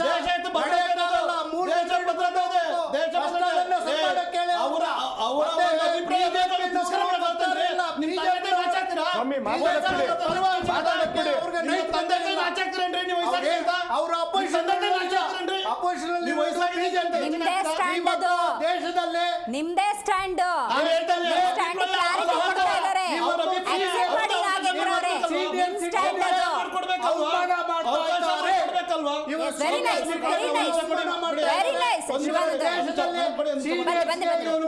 ರೆಸ್ಪೆಕ್ಟ್ ಅವತ್ತು ಬಿಜೆಪಿಗೆ ಯಾಕೆ ಸರ್ಕಾರ ಕೊಡಲಿಲ್ಲ? ಈ ತರ ನೋಡಿ, ನಾನು ಹೇಳ್ತಾ ಇದ್ದು ಹಳೆ ಬೇರು ಹೊಸ ಚಿಗುರು ಅನ್ನೋದು ಈ ದೇಶದ ಈ ಪ್ರಕೃತಿಯ ಸಿದ್ಧಾಂತ. ನಿಮ್ಮ ಪಕ್ಷದಿಂದ ಸ್ಟಾರ್ಟ್ ಆಗ್ಲಿ, ಆಯ್ತಾ? ಅದಾಗಿದೆಲ್ಲ ನಿಖಿಲ್ ಇವತ್ತು ಕಾಂಗ್ರೆಸ್ ಪಕ್ಷದ ಸಿದ್ಧಾಂತ ಹೇಳ್ತೀನಿ. ಆಯ್ತು, APP ಅವರ ಕಂಡಿದ್ದೀವಿ ನಿಮ್ಮನ್ನ. ಕಾಂಗ್ರೆಸ್ ಸಿದ್ಧಾಂತ ನಾವು ಕೇಳಿದೀವಲ್ಲ, ಕಾಂಗ್ರೆಸ್ ಸಿದ್ಧಾಂತ 2013 ಪಕ್ಷ ಬರ್ಬೇಕಾದ್ರೆ ಬೆಂಗಳೂರಿಂದ ಪಾದಯಾತ್ರೆ ಮಾಡ್ತಾ ಭ್ರಷ್ಟಾಚಾರ ವಿರೋಧ ಯಾರು ವಿರೋಧ ಮಾಡ್ತು? ಕಾಂಗ್ರೆಸ್ ವಿರೋಧ. ಇದು ನಾಗೇಂದ್ರ ವಿರೋಧ ಮಾಡ್ತು. ಅದೇ ನಾಗೇಂದ್ರ ಇವತ್ತು ರೆಡ್ ಕಾರ್ಪೆಟ್ ಕರ್ಕೊಂಡ್ ಬಂದ್ಬಿಟ್ಟು MLA ಮಾಡಿ ಸಚಿವರು ಮಾಡಿ ವಾಲ್ಮೀಕಿ ಆಗಿದ್ದ ಸಿಕ್ಸ್ಬಿಟ್ಟು ಜೈಲಿಗೆ ಕಳ್ಸ್ಬಿಟ್ರಿ. ಮುನಿರತ್ನ ಎಲ್ಲಿದ್ದಾರೆ ಈಗ? ನೋಡಿ, ಮುನಿರತ್ನ ಏನಪ್ಪ ಶಿಕ್ಷೆ ಆಗಿದೆ, ಶಿಕ್ಷೆ ಆಗಿದೆ. ಅಂದ್ರೆ ಇವ್ರ ಸಿದ್ಧಾಂತ ಇದೆಯಲ್ಲ, ಭ್ರಷ್ಟಾಚಾರ ವಿರೋಧ ಹೋರಾಟ ಮಾಡಿದವ್ರಿಗೆ ಕರ್ಕೊಂಡ್ ಬಂದು ಪಕ್ಷಕ್ಕೆ ಸೇರಿಸ್ಕೊಂಡು ಸಚಿವ ಮಾಡಿ ವಾಲ್ಮೀಕಿ ಹಾಕಿದ್ರೆ ಸಿಕ್ಕಿಸ್ತಾರೆ. ಸರ್, ಒಂದು ಕ್ಲಾರಿಟಿ ಇದೆ ನಮ್ಗೆ, ಯಾವ ಪಕ್ಷಕ್ಕೂ ಯಾವ ತತ್ವನೂ ಇಲ್ಲ, ಸಿದ್ಧಾಂತನೂ ಇಲ್ಲ. ದರ್ಶನ್ ಅವರೇ, ಒಂದು ಭ್ರಷ್ಟಾಚಾರ ಮಾಡಿದಾಗ JDS ಇಲ್ಲಿದ್ರಪ್ಪ. 21 ಭ್ರಷ್ಟಾಚಾರಗಳು ಮಾಡಿದ್ರಲ್ಲ ಬಿಜೆಪಿನವರು, ಅವಾಗ ದರ್ಶನ್ ಅವರೇ, ಎಲ್ಲಿದ್ರಿ? ಕಂಟೆಂಟ್ APP ಅವ್ರು ಇರ್ಲೇ ಇರಲಿಲ್ಲ ರಾಜ್ಯದಲ್ಲಿ ಅವತ್ತು. ದರ್ಶನ್ ಅದು ಅವರೇ, ಬಿಟ್ಬಿಡಿ. ಏನು ಕೇಜ್ರಿವಾಲ್ ಆಯ್ತು, ಕಸ ಆಯ್ತು, ಗುಡಿಸ್ತೀವಿ ಅಂತ ನಮ್ದು ಬಂದ್ಬಿಟ್ಟು ನಾಡು ಹೋಗ್ಲೇ ದಿಲ್ಲಿಗೆ ಸೇರಿದ್ರೆ ಜೈಲಲ್ಲಿ ಕೊಡ್ತಾರೆ ನ್ಯಾಷನಲ್ ಪಾರ್ಟಿ ಜೈಲಲ್ಲಿ ಕೊಡ್ತಾರೆ ಸೈನ್.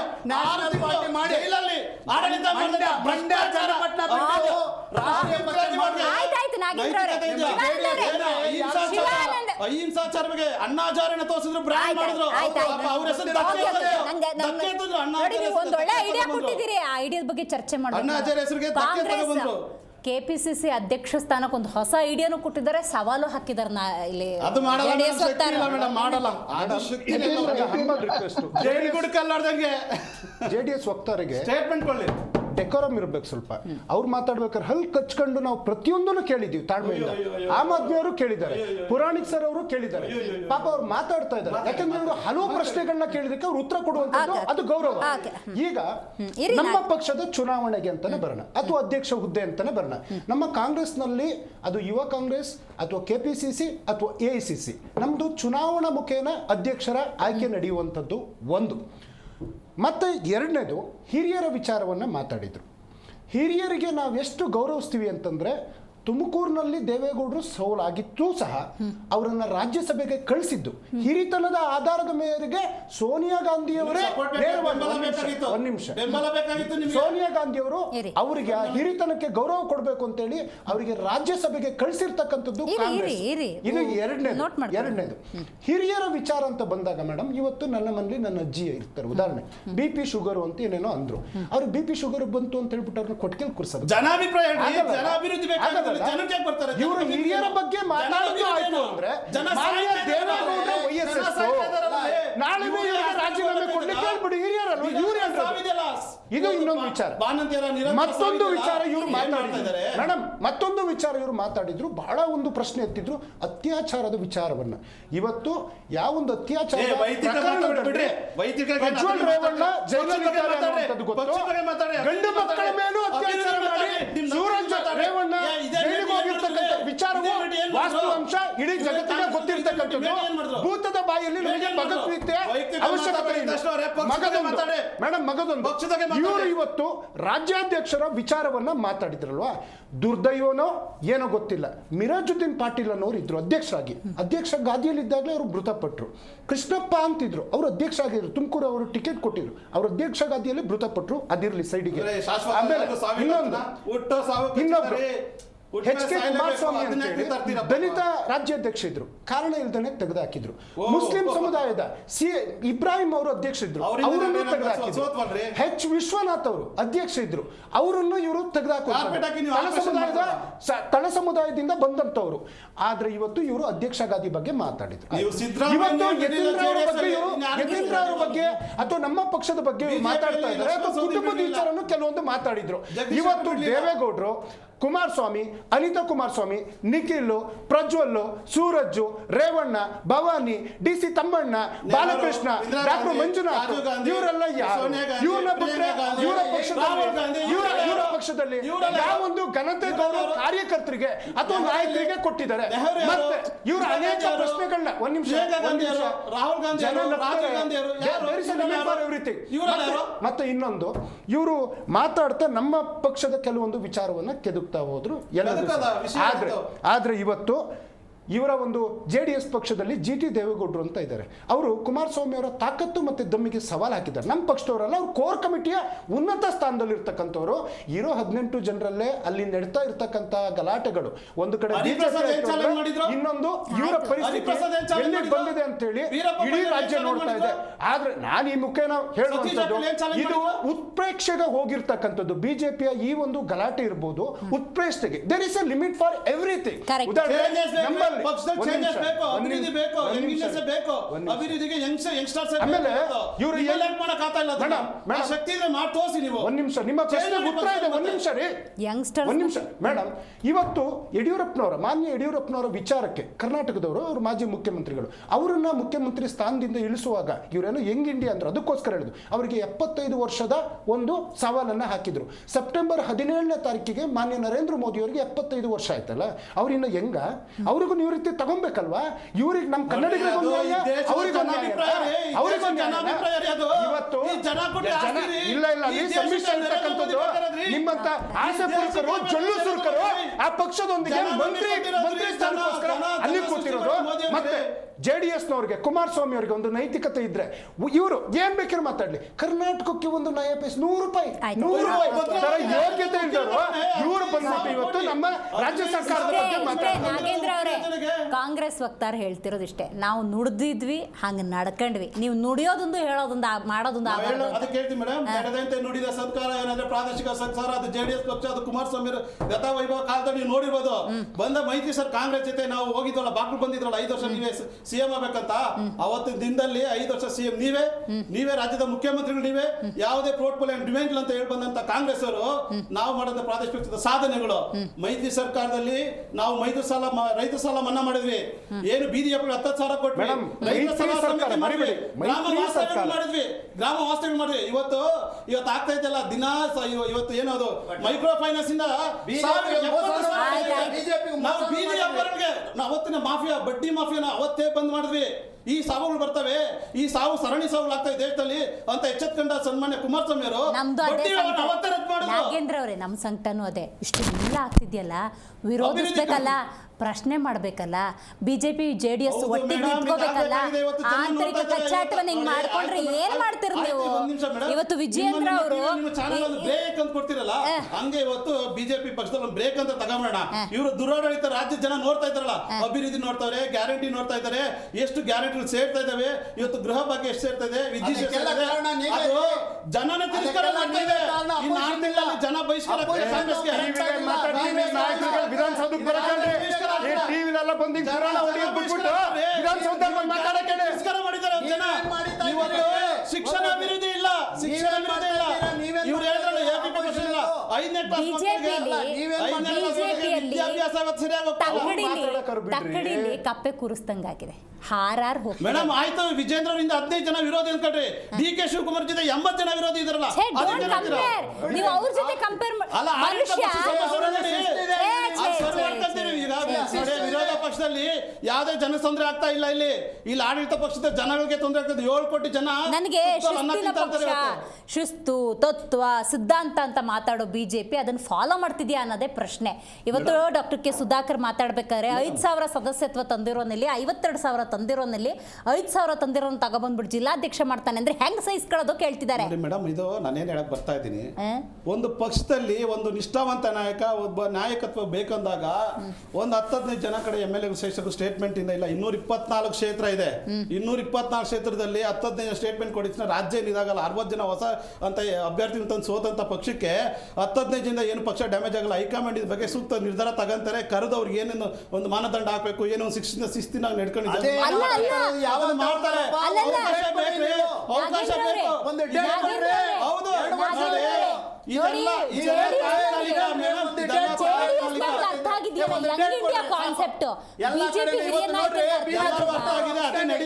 ಬದಲಾವಣೆ ನೋಡಿ. ಇಂಥ ಸಮಸ್ಯೆ ಬಂದಾಗ ಪರಿಹಾರ ಸಿಗತ್ತೆ ಮೇಡಮ್. ಪರಿಹಾರ ಬರ್ಬೇಕಾದ್ರೆ ಸಮಸ್ಯೆ ಬರ್ಬೇಕಲ್ಲ. ಸಮಸ್ಯೆ ಬಂದಿದೆ, ಪರಿಹಾರ ಬಂದಿದೆ.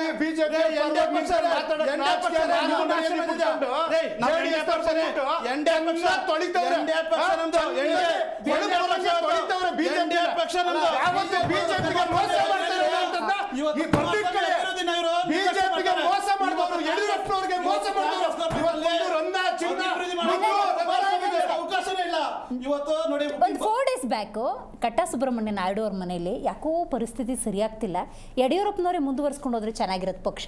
ಸೊ ಯಂಗ್ ಇಂಡಿಯಾ ಅಲ್ಲ, ಯಾರಿಗೆ ಹೇಳ್ತೀರಿ ಮಾತನ್ನ? ಯಾವ್ದು ಎಕ್ಸೆಪ್ಟ್ ಮಾಡ್ಬೇಕು, ಯಾವ್ದು ಮಾಡ್ಬೋದು, ಹೈಕಮಾಂಡ್ ಚೆನ್ನಾಗಿ ಪಕ್ಷ ನಮ್ದು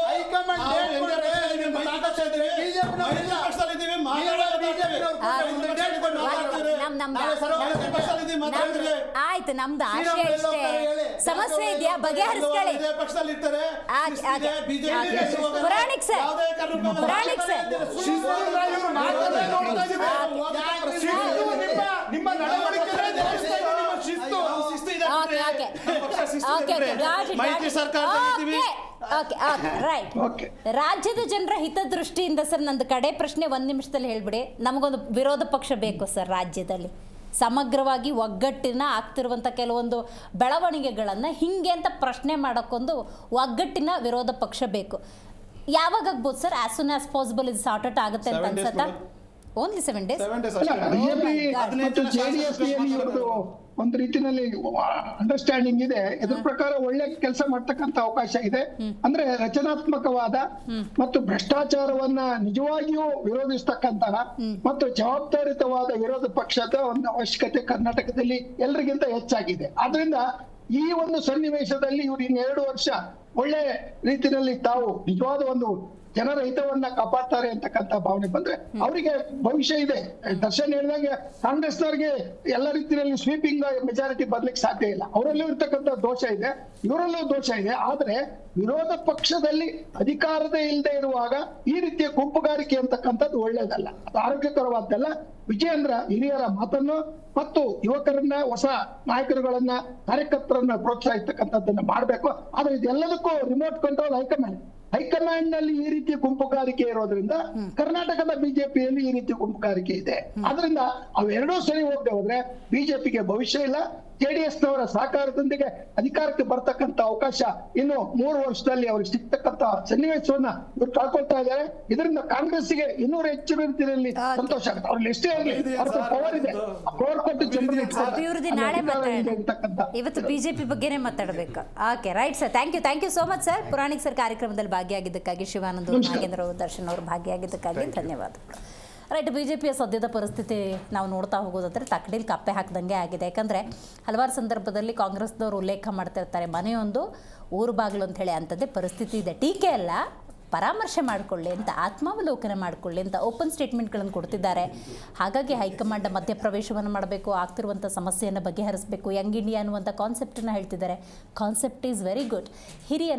ಹಿರಿಯರನ್ನು ಗೌರವಪೂರ್ವಕವಾಗಿ ರಿಟೈರ್ಮೆಂಟ್ ಕೊಟ್ಟು ಅವರ ವಿಚಾರಧಾರೆಗಳನ್ನು ತಗೊಂಡು ಅದೇ ಯಂಗ್ ಪೀಪಲು ಪಕ್ಷವನ್ನು, ರಾಜ್ಯವನ್ನು ಮುನ್ನಡೆಸಿದ್ರೆ ವೆಲ್ ಆ್ಯಂಡ್ ಫೈನ್. ಬಟ್ ಅಂಥದ್ದು ಆಗ್ತಿಲ್ಲ ಅನ್ನೋದೇ ಈ ಅಸಮಾಧಾನಕ್ಕೆ ಕಾರಣ. ಆದಷ್ಟು ಬೇಗ ಪ್ರಬಲವಾದಂತಹ ವಿರೋಧ ಪಕ್ಷ ಏನು JDS ಮತ್ತು BJP ಜೊತೆಯಾಗಿ ಹೋರಾಟ ಮಾಡೋದನ್ನು ನಿರೀಕ್ಷೆ ಮಾಡೋಣ ಅಂತ ಹೇಳ್ತೀವಿ. ಇವತ್ತಿನ ಕಾರ್ಯಕ್ರಮವನ್ನು ಮುಗಿಸೋಣ. ನೋಡ್ತಾ ಇರಿ ಜಿ ಕನ್ನಡ ನ್ಯೂಸ್, ಸತ್ಯವೇ ಸುದ್ದಿಯ ಜೀವಾಳ.